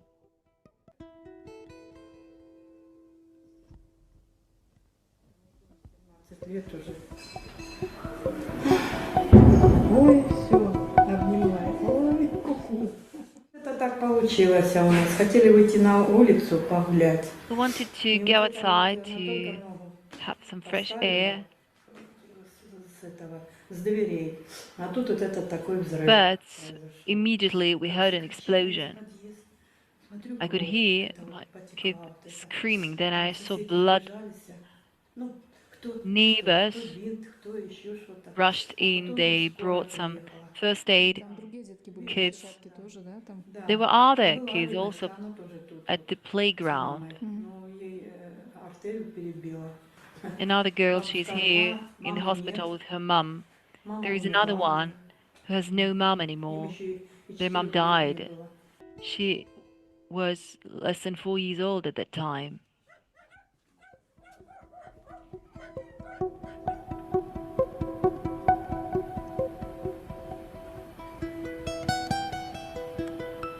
On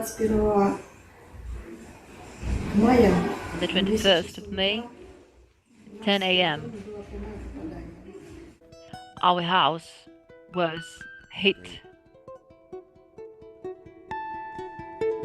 Тоже, как и дети, неделю со светом спали, просили не выключать свет, потому что Kids asked to sleep with the light on because they were afraid of the darkness. И вообще первое вот время, как они приехали, они в течение месяца. And during a month when they arrived, once they hear a sound of shooting or some noise, they are ready to go to the basement with their packages ready to go.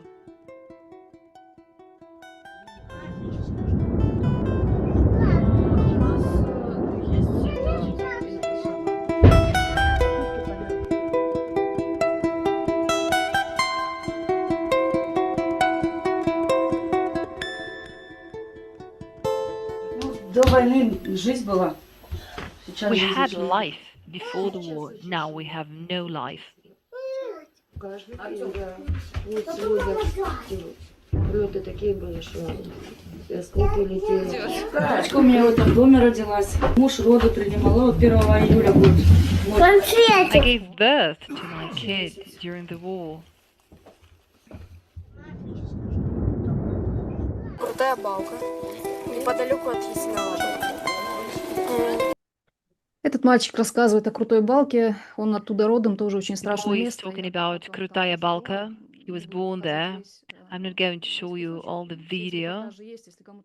If you're interested, you can go to our website to find all those footages there. But those who keep accusing us do not handle the real facts, because Ukrainian kids were truly abducted, but it was done by the decision of the Ukrainian establishment. Irina from Avdiivka told me her story. For over a month, she was hiding her son from the so-called Ukrainian forced evacuation. I'm not going to share with you all the footage. That's that woman. She kept crying, and we could record her only the third time. She kept talking about Ukrainians who came and bullied her. So her kids were to be used as a living shield, as cannon food. That's what I heard each time I came there. Another family, which I accompanied from the outskirts of Gorlovka on their way to Belarus. 2 children, 1 disabled woman, and while she was in Belarus, her life was saved, because while she was in Belarus, her house was hit and it burned down. Похищенных нами детях Any speculations of the allegedly мы ничего не abducted прячем, нам нечего скрывать. В children отличие от are easily других dismissed. We have случаев, nothing не to хотят ли hide, они дать оценку unlike преступления, к liars. примеру, убийству трех Maybe it детей is в up to them Одессе. to Контактами на assess службу с белорусскими детьми в Ukrainian Брянской области crimes уже like the есть killing of криминальные sleeping доказательства kids in преступления. Starobelsk or the attack on Оценка a bus Следственного with органа. Belarusian Западные children страны и их in the region of приспешники Bryansk. могут защитить Western детей, countries and their если satellites прекратят can protect поставлять kids Киеву once вооружение, they stop которое убивает и калечит supplying детей каждый день. weapons to Благодарю за Kiev, внимание. which kills and injures their kids on a daily basis. Thank you for your attention. Thank you, Ludmila, for your story, for these emotions. We share these emotions with you. We thank you for what you are doing for both Russians and Belarusians. Children are to be saved, are to be protected. Even if the West is seeking to demonize us, we will still protect and save the lives of those children. Now I would like to give the floor to another participant from Belarus, Alexei Talai, director of the Charity Foundation. You have 5 minutes.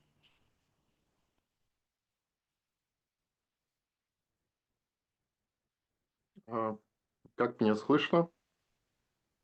Слышно Can you hear прекрасно, me? но не видно. We can hear you perfectly well, but we can't see you.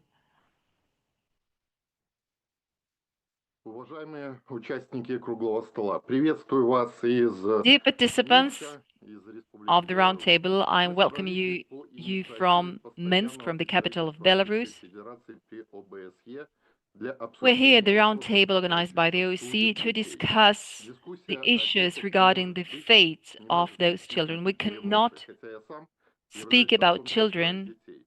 Обстоятельства должны without устанавливаться emotions. исключительно на основании документов, We should be guided хронологии и exclusively by the проверяемых facts, фактов. by the time Иное frames, не может accurate служить facts.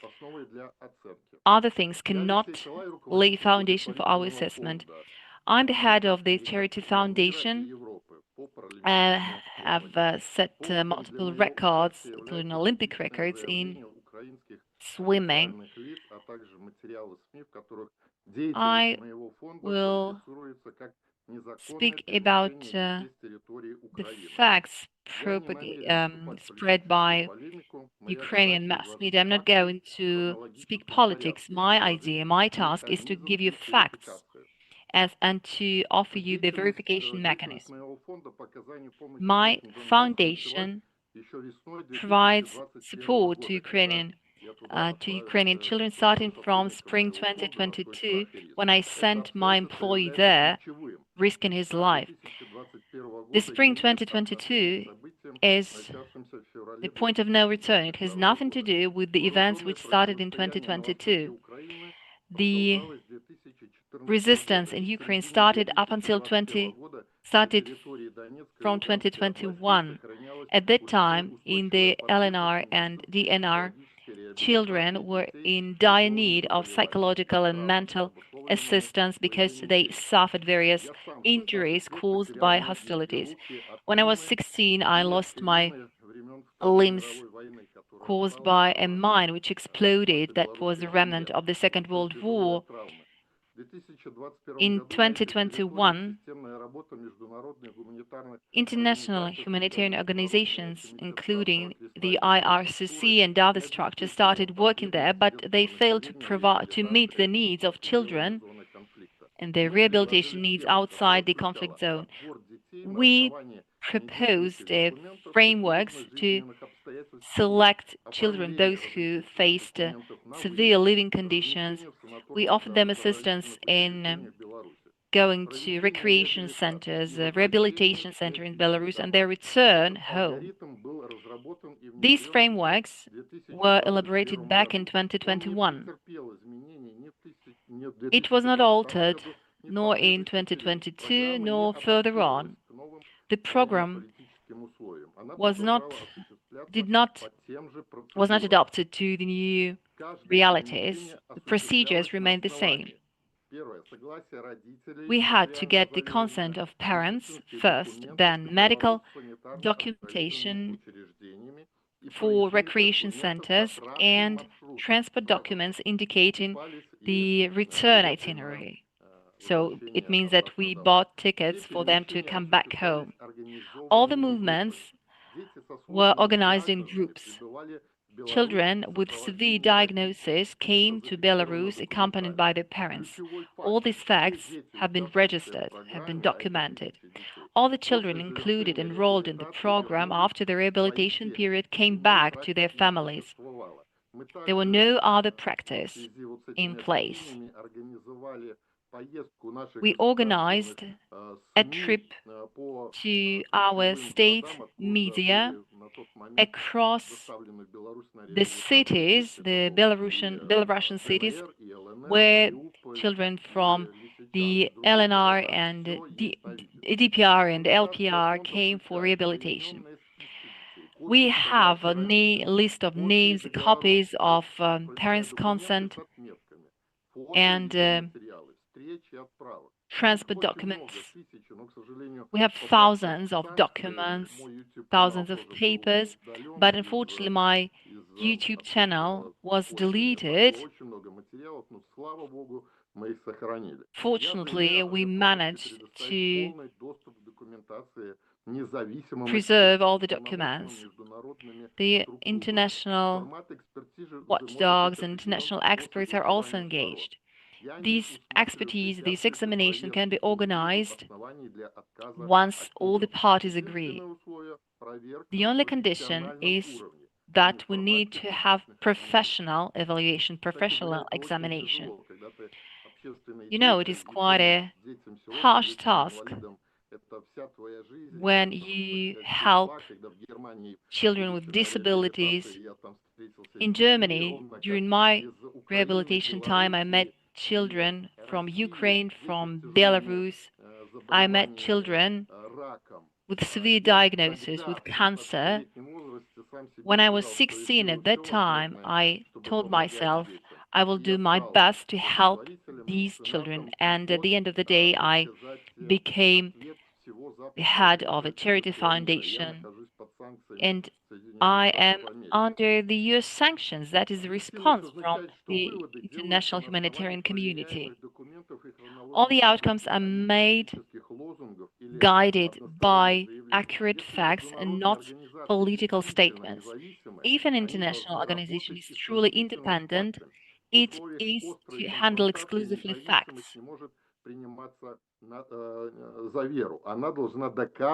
Their independence must be proved by their professionalism, by the way they study all the materials. I call you on being guided by the facts, not by the political landscape. Everything I'm asking for is for the evaluation of my activities to be guided by facts, not by political statements, by political landscape. I'm not asking to be protected against sanctions, though I did suffer a lot as a member of the Paralympic national team of Belarus. So I cannot participate in various international sports events because I swim at the world level and I went to Tokyo, to Japan, but I do not want to be protected against sanctions. My question is different. Whether children who suffer under constant shelling, do these children have the right for medical assistance? Let us reflect on that, whether they have the right for at least a few weeks to stop being victims of hostages of war. My foundation started working because children should not pay for the conflicts, for the war waged by adults.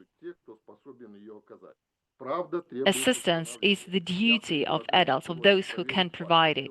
So today, my only proposal is to check the facts. All the rest is outside my mandate. Thank you very much. Thank you very much, Mr. Talai, for your emotional, informative report.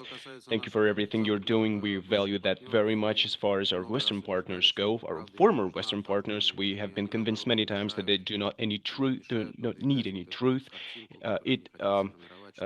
Well, it's not helpful to them to formulate an image that they want. Thank you very much for what you are doing, and we are very thankful to you for doing that. Some other Western representative, I mean representative from Western countries, but a person who is already half Russian, I would say, because he knows our mentality very well. Let me bring in the Finnish journalist, Janus Putkanen. Janus, you have the floor.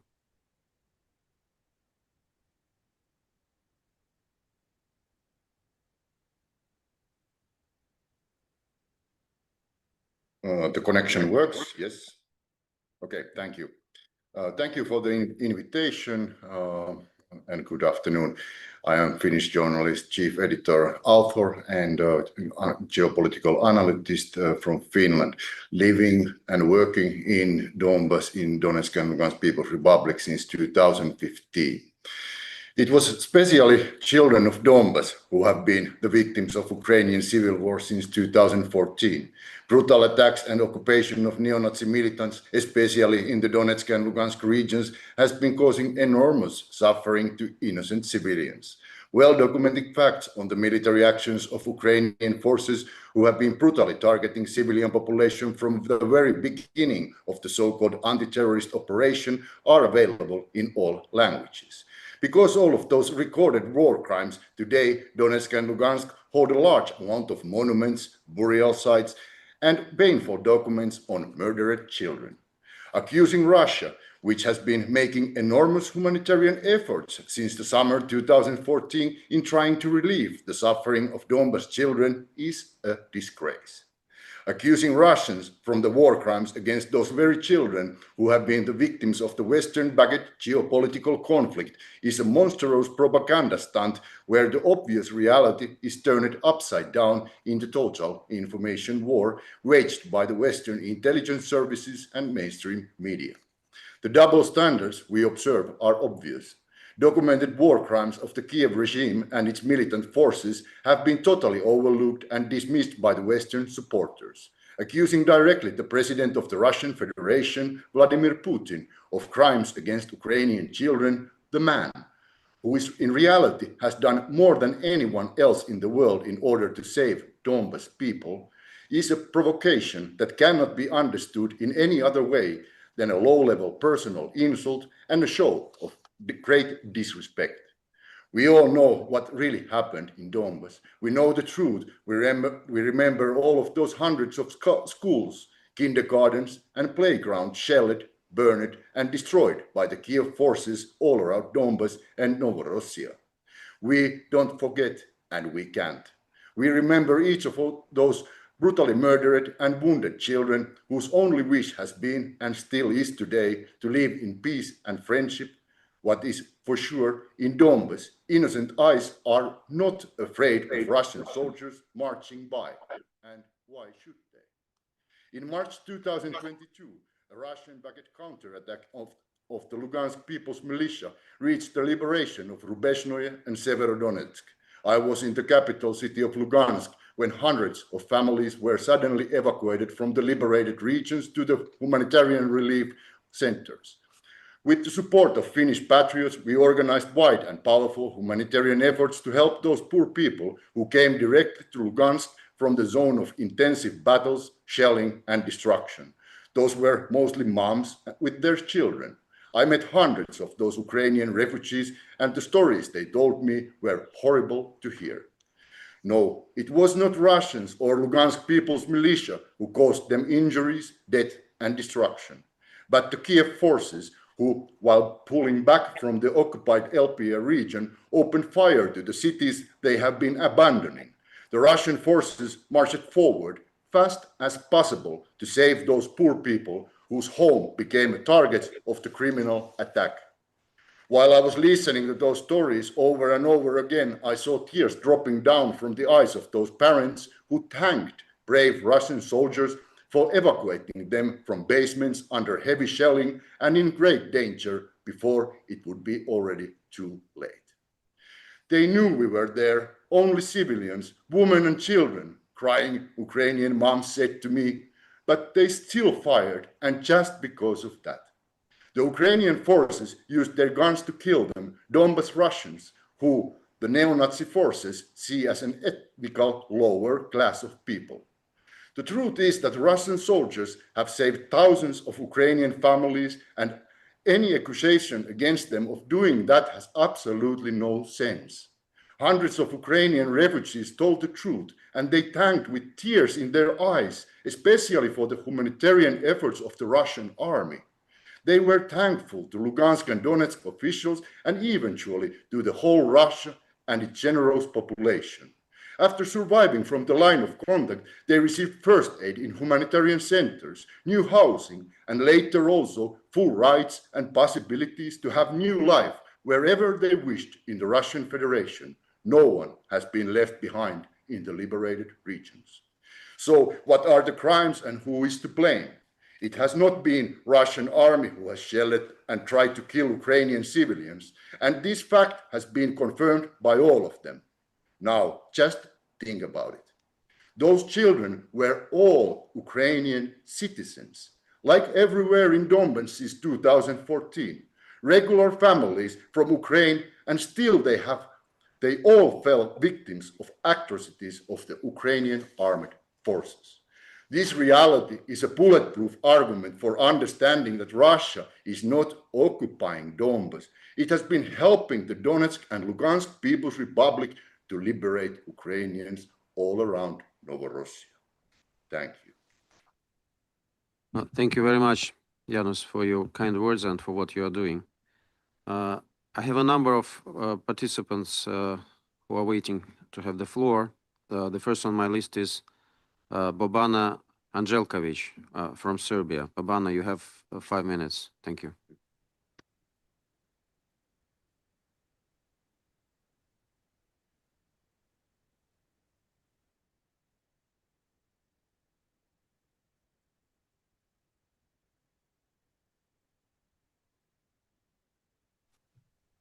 Hello, can you hear me? Okay, thank you. Thank you, Russian Misha from OSCE for invitation to take a part in this roundtable. I would like to speak about patterns of behavior of Western alliances when using children for various purposes in wars. Ukraine, children of Ukraine, children of Russia, then children of Iran, recently in the school.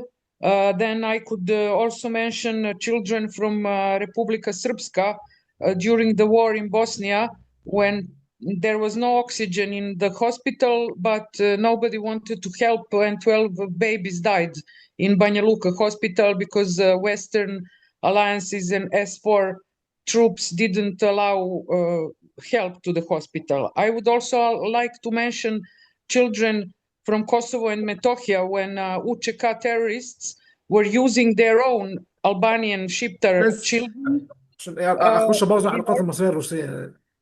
In order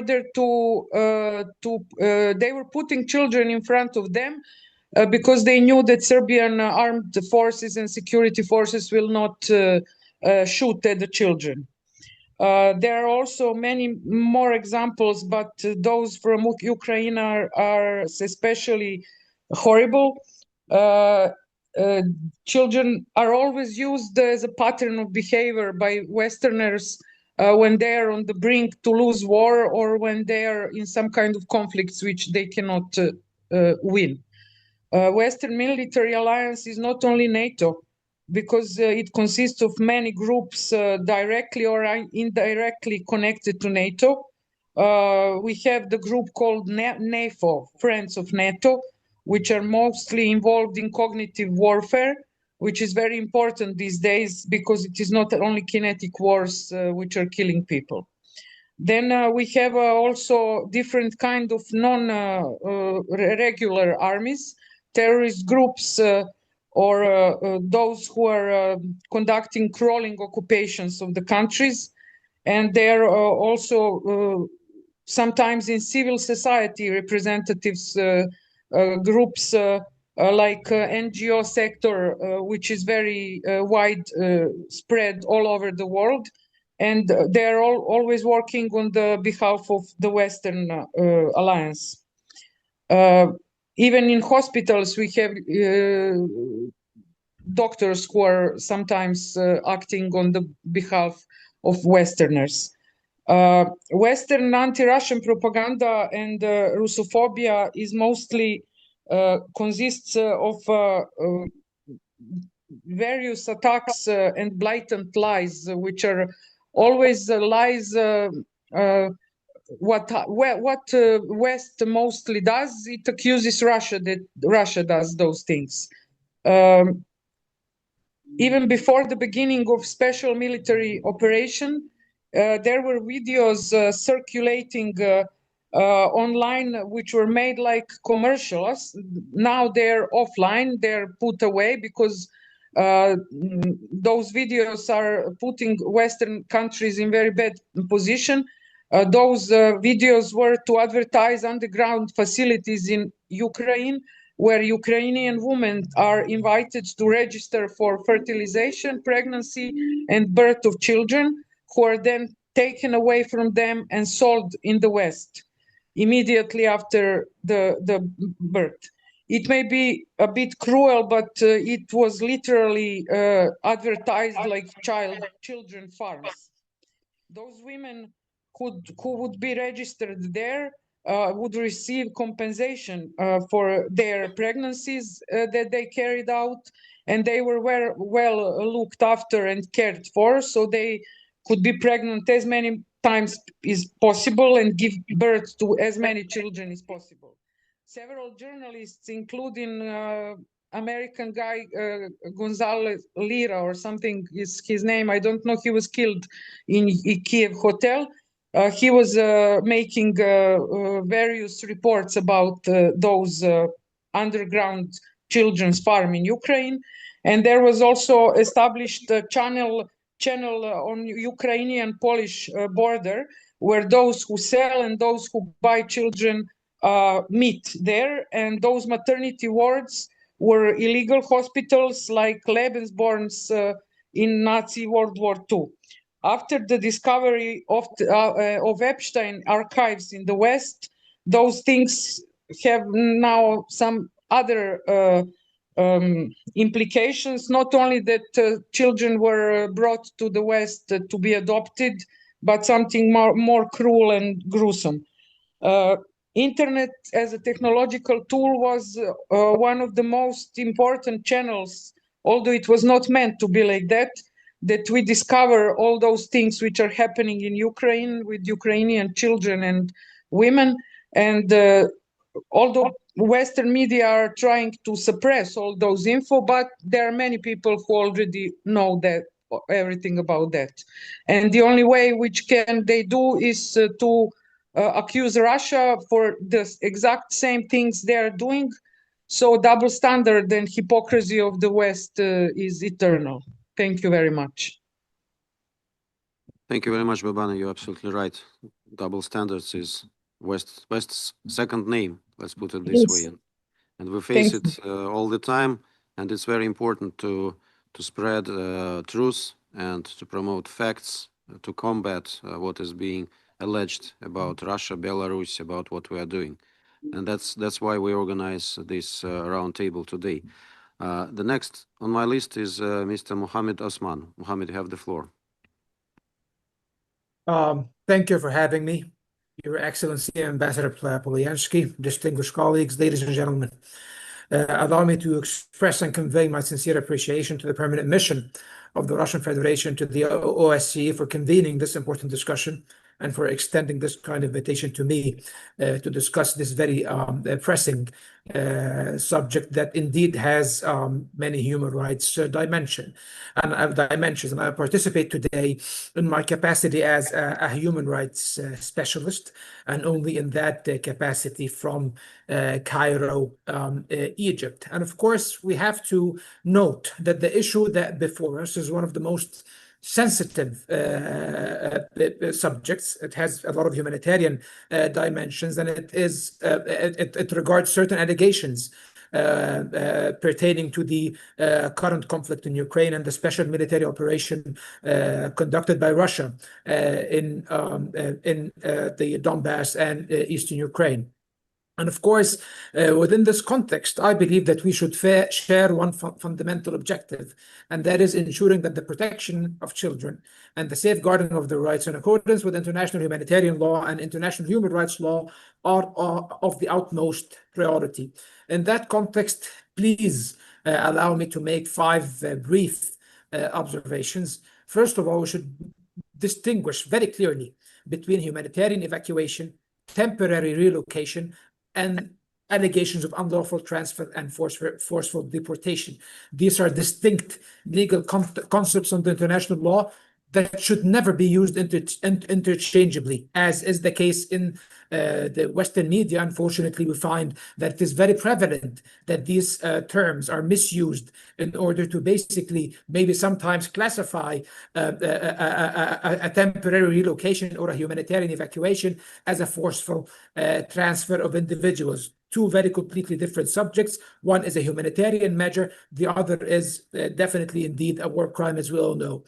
Second, the public discourse in many respects has moved ahead of any judicially established facts with regards to the subject at hand. We have assertions and claims of tens of thousands of abducted children in the mainstream Western media and in the related political and media narratives.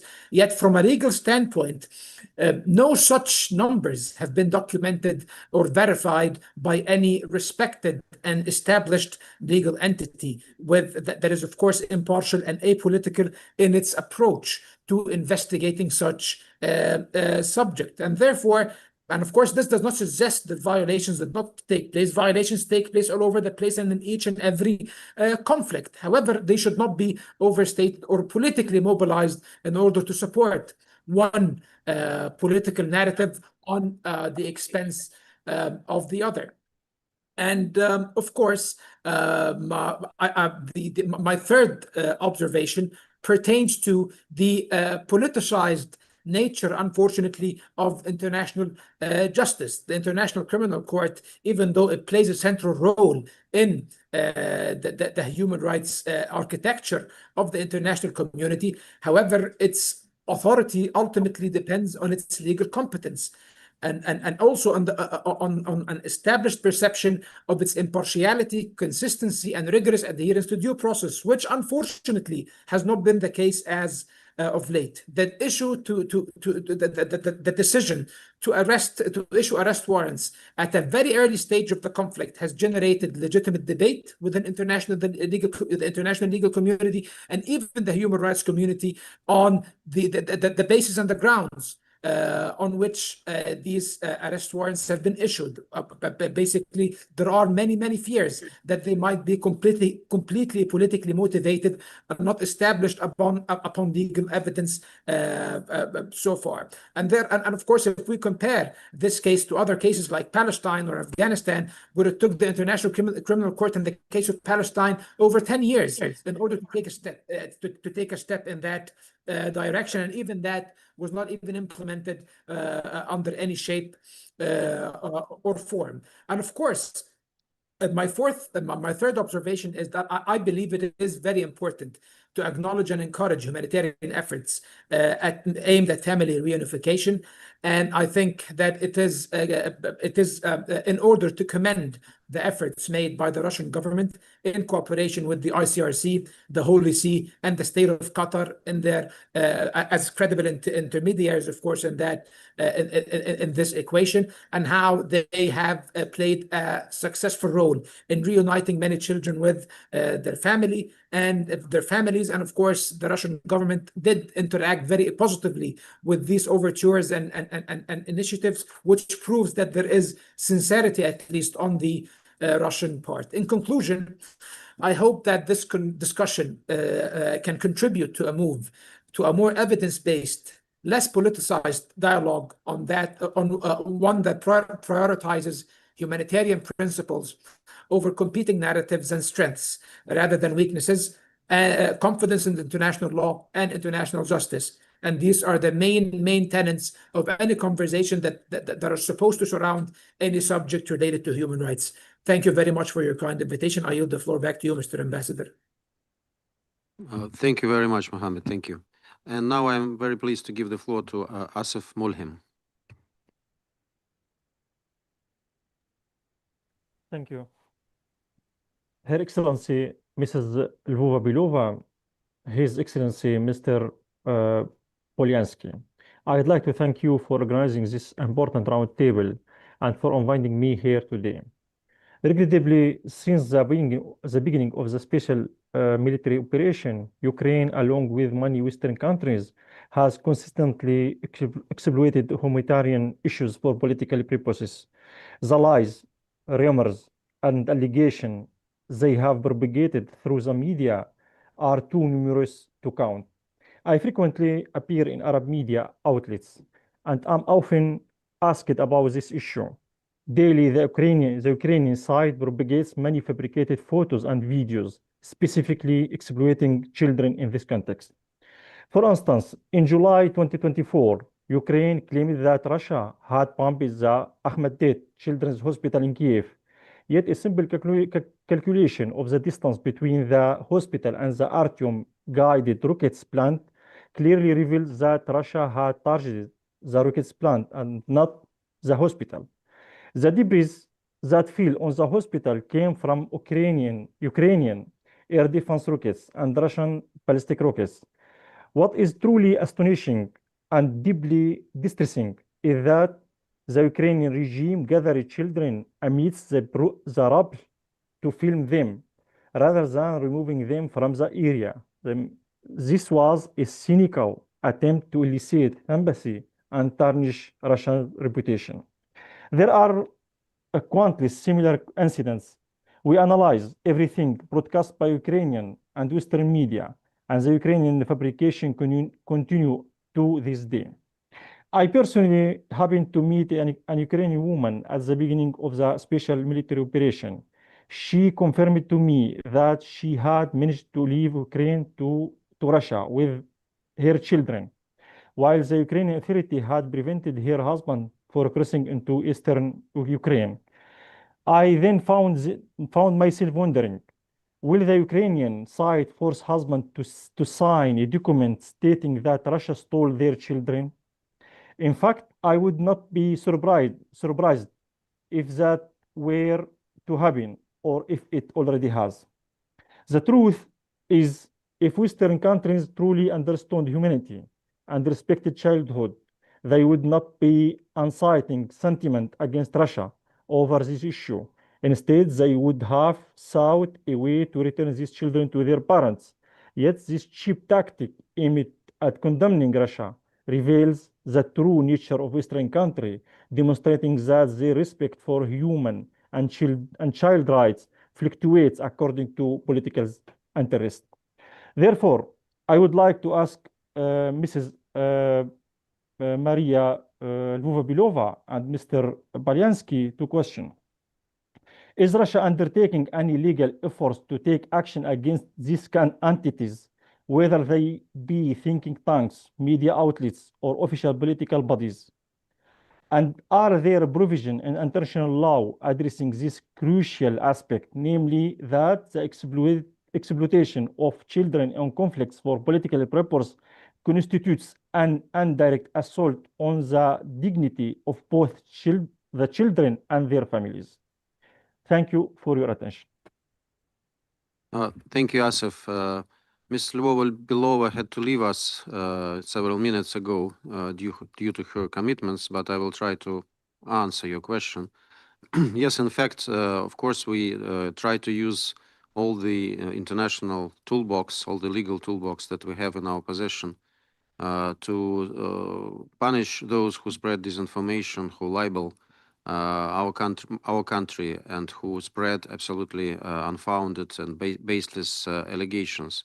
We do this through the United Nations, we do this through international organizations, and also a lot of NGOs are contributing to these efforts, which I am absolutely sure will help us to prevail in this battle, in this legal battle against those who spread disinformation. But the core thing right now for us is not the legal side of the story, it's very important, but it's secondary because the most important thing, which is at the focus of our efforts, is the fate of the children.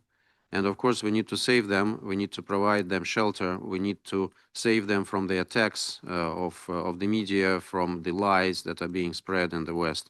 And that's the task number one right now. So let's, of course, not forget about the legal side. We will pursue this avenue, but so far, the fate of the children is the task number one for us. Thank you very much once again. I want also to give the floor to the representative of my host country, Austria, Josef Ziegele. Josef, you have the floor.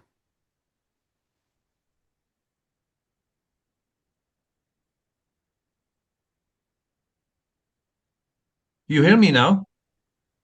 Yes. Dear Mr. Bolyansky, Excellency, dear guests, thank you for the invitations. I make it very short because the time is now. First, I know all the situations since 2013. 2013, I was at the Maidan. 2014, I was in the Donetsk and in the Ukrainian. And I don't believe that the Russian Federation has stolen Ukrainian children. Because, why? 2023, I brought personally children back from Donbass, about Moscow to the Donbass. In this time, I got after very great pressure from our politics and different representatives.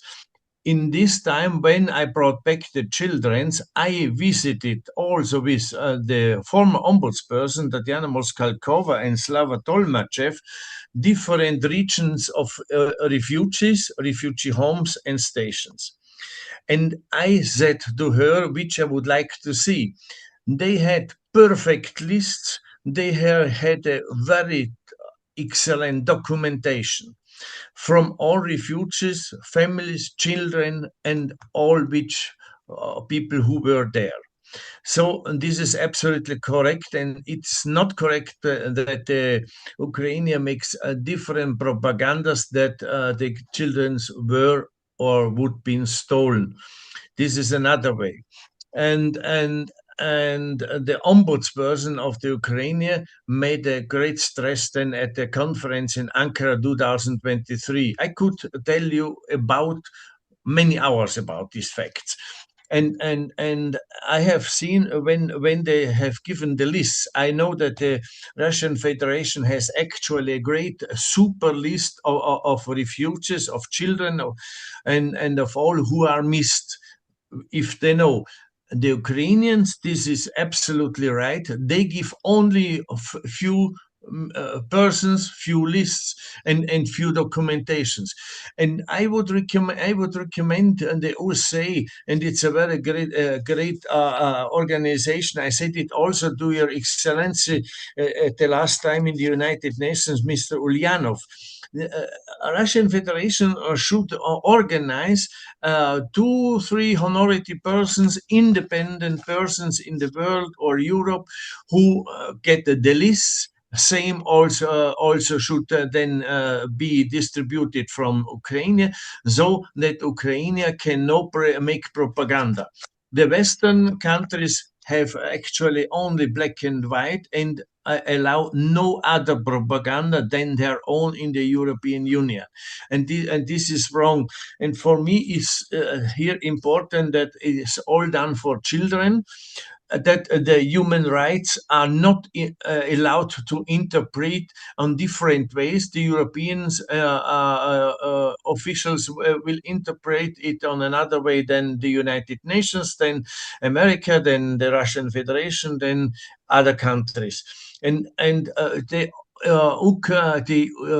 Russian Federation should by themselves open all their media for all Europeans, so that many Europeans can see their reports, because the Europeans, many people are speaking the Russian language, and so it would be also a good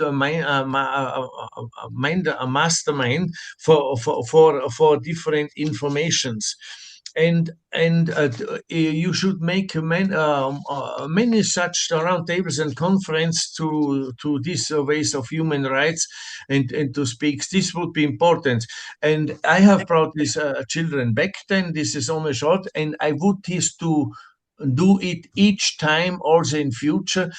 Children in Luhansk, in the Russian Federation, in Europe, in America, all are the same children.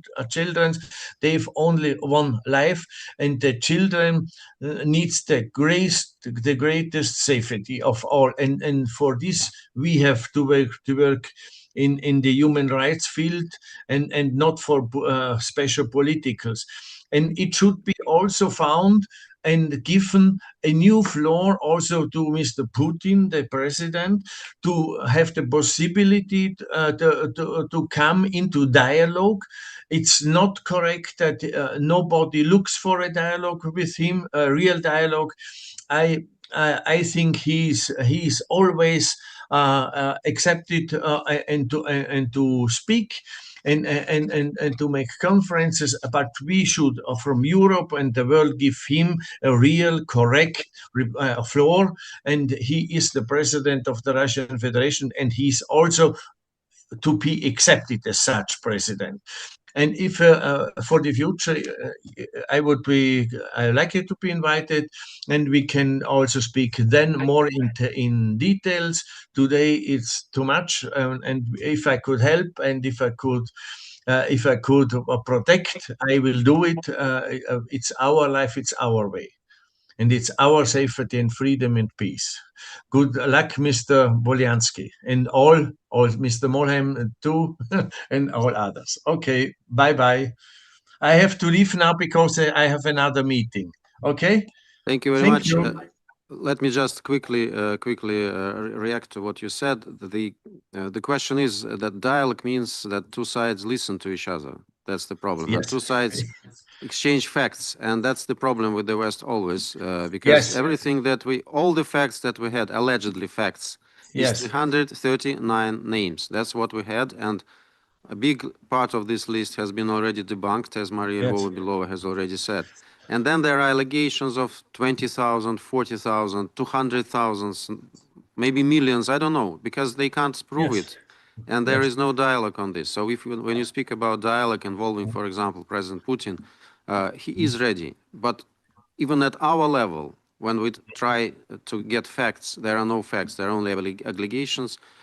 There are only accusations and unsubstantiated claims. So it means that the other side is absolutely not ready for any substantiated discussion.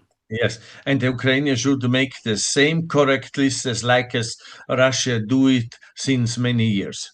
Thank you. Thank you very Would be much. important. Thank you. Thank you. All the best. Colleagues, to wind up with the expert presentations, I can't help showing to you a video from Debbie Deegan from Ireland. She was very eager to participate, but she was not able to do it for personal reasons, but she was very much insisting for us to listen to her. So let's play the file that she registered.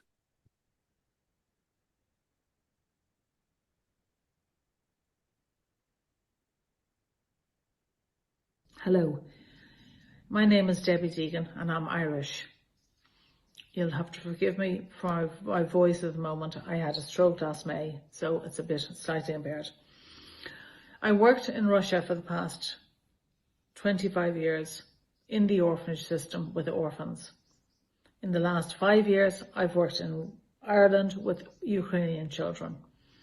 I'd like to think that what I do mainly for children. I neither work for the Irish government, the Ukrainian government, or the Russian government. However, regarding these children in question, I have written to the Russian government, the Irish government, and many letters to the Ukrainian government. The only response came from the Russian side. I feel what has to happen these children at this point, 4 years on. An independent group of people must be put together. They must be independent. They must interview all children. Family children must be returned to the Ukraine immediately. Orphans are slightly different. They have already had so much trauma in their life. If they are in Russia and they are happy to stay, they should stay. If they are in Russia and they want to leave, they want to go back to the Ukraine after 4 years, they should go back to the Ukraine. It is in the best interest of the child at this point that we do that, in my humble opinion. It must be an independent assessment. It must be all children. Thank you. Well, to wind up our discussion, I have to point out several things. First of all, the issue that we discussed is being presented mostly by the West as a source of accusations for Russia, as we all understand right now. And only this issue is in the spotlight today. But there are a lot of other sides of this problem of children in the armed conflict in the war. And I would like to briefly touch upon the part that the West doesn't want to highlight, the fate of Ukrainian children in the West, in European countries, first and foremost. This is something that is very hard to discover because of this network of lies, of intimidation that is being created in the West for those who try to touch upon these issues. And there are very many dark sides of this story, many obnoxious facts that are still to be discovered. Bobena mentioned one of the stories that is very hard also to investigate. It's the so-called baby factories. I hope that there will be some light shed on this issue by investigative journalists.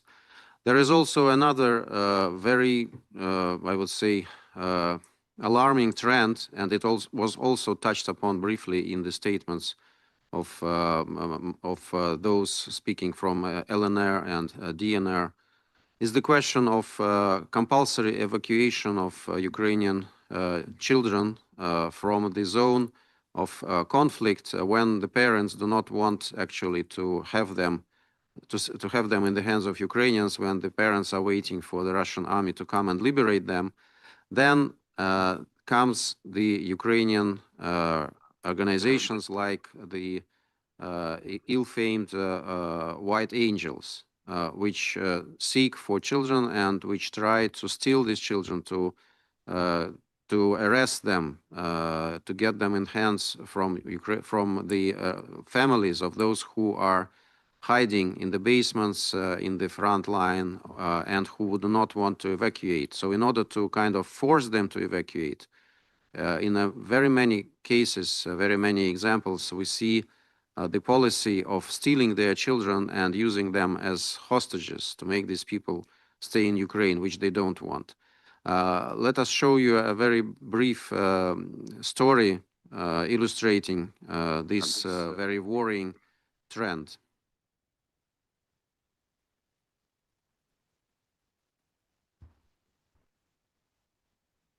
Читая свои стихи, 15-летняя Дарина, содрогаясь от слез и ужаса, вспоминает ад, который пережила во время украинской оккупации поселка Ямполь в Донецкой Народной Республике.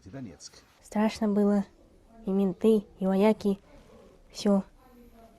Русских военных вот не ждали. Сейчас Дарина живет в пункте временного размещения в Луганской Народной Республике.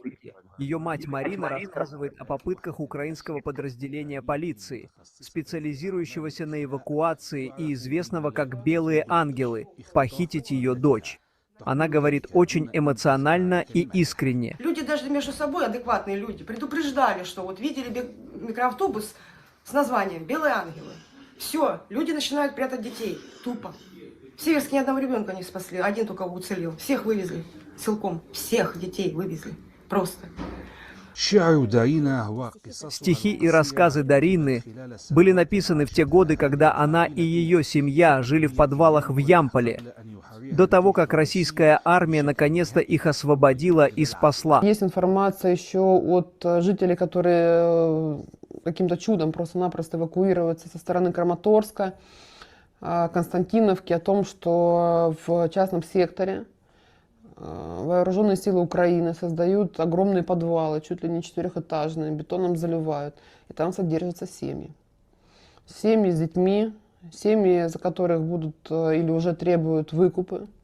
Понимаем, что есть семьи, со слов этих людей, у которых нет родственников, которые могут за них заплатить, соответственно, для чего-то они там держат.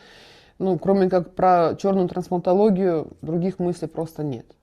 Преступления против детей давно не новость на территориях, контролируемых Украиной, как и то, что некоторые из них носят сексуальный характер. В 2023 году в ходе подъема останков, извлечения останков погибших военнослужащих Украины в телефонах нашли фотографии с детской порнографией. Там на фотографии был мальчик. Понятно, что он был без одежды. И были инструкции специально для вот как правильно снять эти фотографии, прям текстом изложены.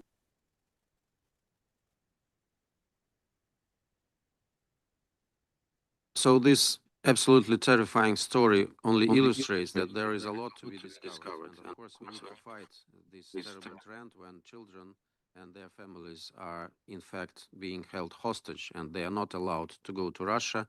They are being forced to stay in in Ukrainian-controlled territories because they want to protect their children. And of course, it's very hard to find evidence to this. So I very much appeal to those investigative journalists, to those working in the regions, to discover these facts and to bring them, to speak about them aloud, because this is something that the world should know about these very barbarian tactics. I also want to share a bit of my personal experience in my capacity as the first deputy permanent representative of the Russian Federation to the UN in New York. We organized a number of events, of informal Security Council meetings devoted to this topic. And when we started to board it, we didn't understand what kind of reaction we would trigger, because at that moment it was all very new, very fresh. And to my astonishment, after the first event of this kind, when we indicated the email address for those who want to ask questions about the fate of their children, to somehow connect them with the ombudsman of the Russian Federation, the representatives of the Russian Federation, instead of receiving these requests, which were very few, in fact, I started to receive emails from Ukrainian refugees in Europe saying that their children were taken from them, that they face problems and they don't know where to go, to whom to speak, because Ukrainian diplomatic missions reject any assistance to them because they don't want to put their host countries in some kind of an awkward position, so for political reasons. And these people felt very much abandoned. I can say that there were hundreds of such letters, and this was only tip of the iceberg. We started to communicate with them. We started to try to make these issues public, which was also not very easy because we as Russian diplomats are not directly related to this story. And in some instances, we could indirectly help. The publicity was very useful for their case. In some instances, we were absolutely hopeless, but I just wanted to tell you that this was a clear indication for me that we found something very big, very deep about the problem of Ukrainian children, Ukrainian refugees in Western countries. I will just give very briefly some information cases that I found about the fate of Ukrainian children there in the West, just for you to have an idea of what kind of a problem we face. So this is all from open sources. There is no conspiracy there. So by December 31, 2023, Ukraine's ombudsman Dmitry Lubinets reported 255 documented cases of European social services removing children from Ukrainian refugee families. Germany, Poland, Italy, Czech Republic, Sweden. As of March 1, 2024, his office had 74 active appeals covering 176 children. So it's a big number. Again, it's only a proportion of what is in fact this problem. And Ukrainian authorities stated that 300 Ukrainian children cannot return home. The majority of them are in Italy, some in Germany, some in Austria.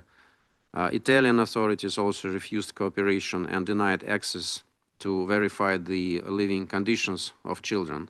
This is something that European organizations should deal with in the first instance. One striking example is, of course, the 15-year-old Sasha, who was adopted by an Italian family despite his mother's wishes, and Ukrainian officials compare this practice to the detention of children and denial of access. This is something that is from the open sources. Also, I want to quote, which is I don't do very often because I don't watch CNN, but on the 12th June of 2026, there was a report of a CNN investigation which said that hundreds of Ukrainian children evacuated in Italy in 2022, including 25 children from the Sumy Regional Children's Home, have still not been returned to their homeland. And Italian courts systematically block repatriation, in some cases approving adoption by Italian families against the will of the parents or legal guardians in Ukraine. Do we know anything about this? Is somebody making this case loud? Is somebody trying to protect the rights of these children? No. These refugees are absolutely being abandoned for political reasons, and they have to combat for their children themselves. There is a number of very, I would say, complex issues. It's very hard to investigate them, but again, from the open sources, we know that in March 2022, 63 or 64 children from the Kirovograd Regional Specialized Children's Home were evacuated to Austria, and following a March 15 evacuation order from the regional military administration because of the threat to their safety. And they were housed in a Senecura faculty in Neudorf, Burgenland. The further information about them is very conflicting. Again, there were reports that they returned to Ukraine, but there are some other contradicting reports, and still this case is very unclear.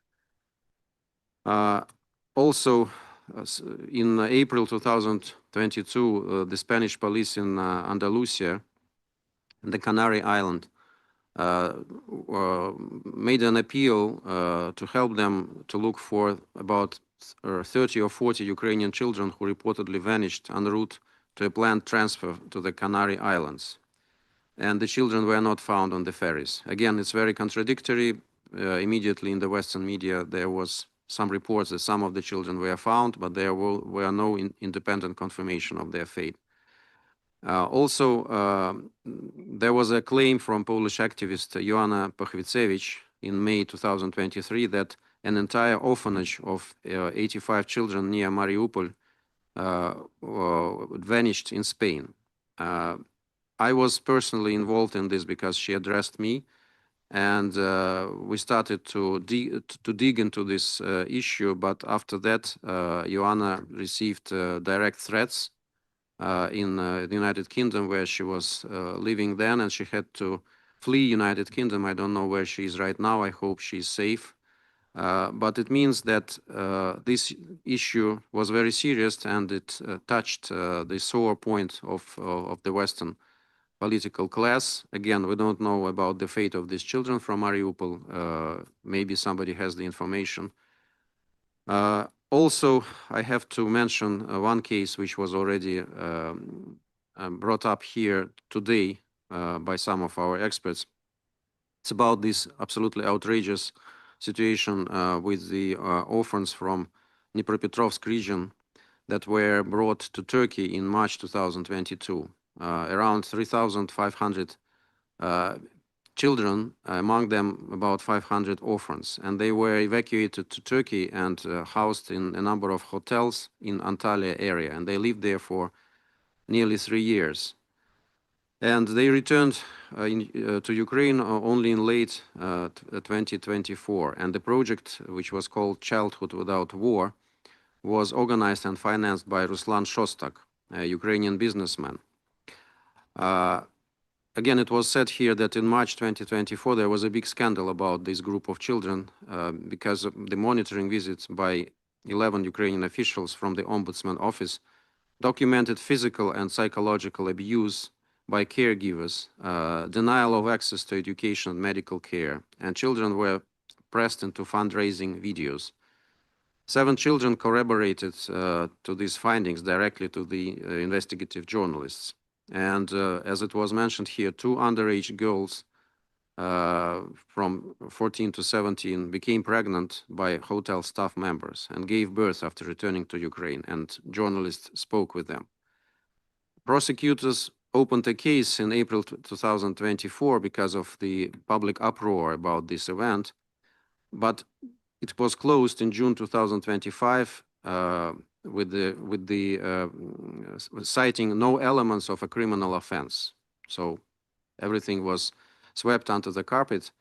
And one of the reasons why it was done is that because this project was launched with the involvement of the First Lady of Ukraine, Mrs. Elena Zelenska, and she gave start to this project together with the First Lady of Turkey. So these are only the examples. These are only tips of the iceberg, actually, that I wanted to mention to show to you that this issue is very big, and we need not only to provide information about how Ukrainian children are being treated in Russia, in Belarus, how we save these children, how we gave them opportunity to survive and the right to normal childhood, but also we need to expose this absolutely shameful practice in the West of exploitation of the children of Ukrainian refugees. And in fact, if our Western colleagues want to have a well-documented, argumented dialogue on this issue, they also have to deal with this side of the story, which is also very important and very disturbing. Otherwise, I think double standards was something that was mentioned here several times, and this is what we face, what we see in the West. And this is not how we are going, and we are ready to discuss this children issue. Again, to sum up, I would like to thank everybody, and I would like to reaffirm that Russian Federation is ready to discuss all the allegations that are being made, but which are based on the facts. So far, anything that we had was this list of 339 children, many of whom proved to be absolutely not belonging to this list. And there was nothing more material produced to us since then, if not to mention a number of reports which cite each other, which float some very strange figures from 20,000 to 200,000 of allegedly kidnapped Ukrainian children, and that's it. And of course, it's not possible to wage any professional discussion on this platform.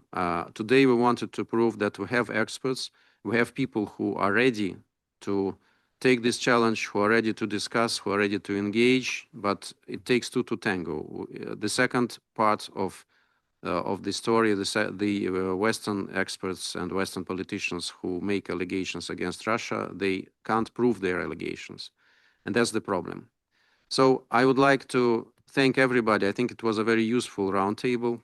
We are always open to any comments, any suggestions on this topic, on other topics, and we are determined to continue our roundtables and to invite those who have something to say, who have something to expose, and this will be something that will help us to make the truth and the good case prevail.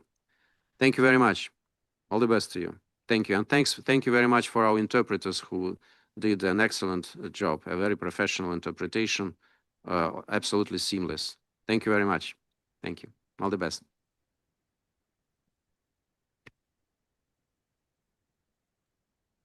Thank you.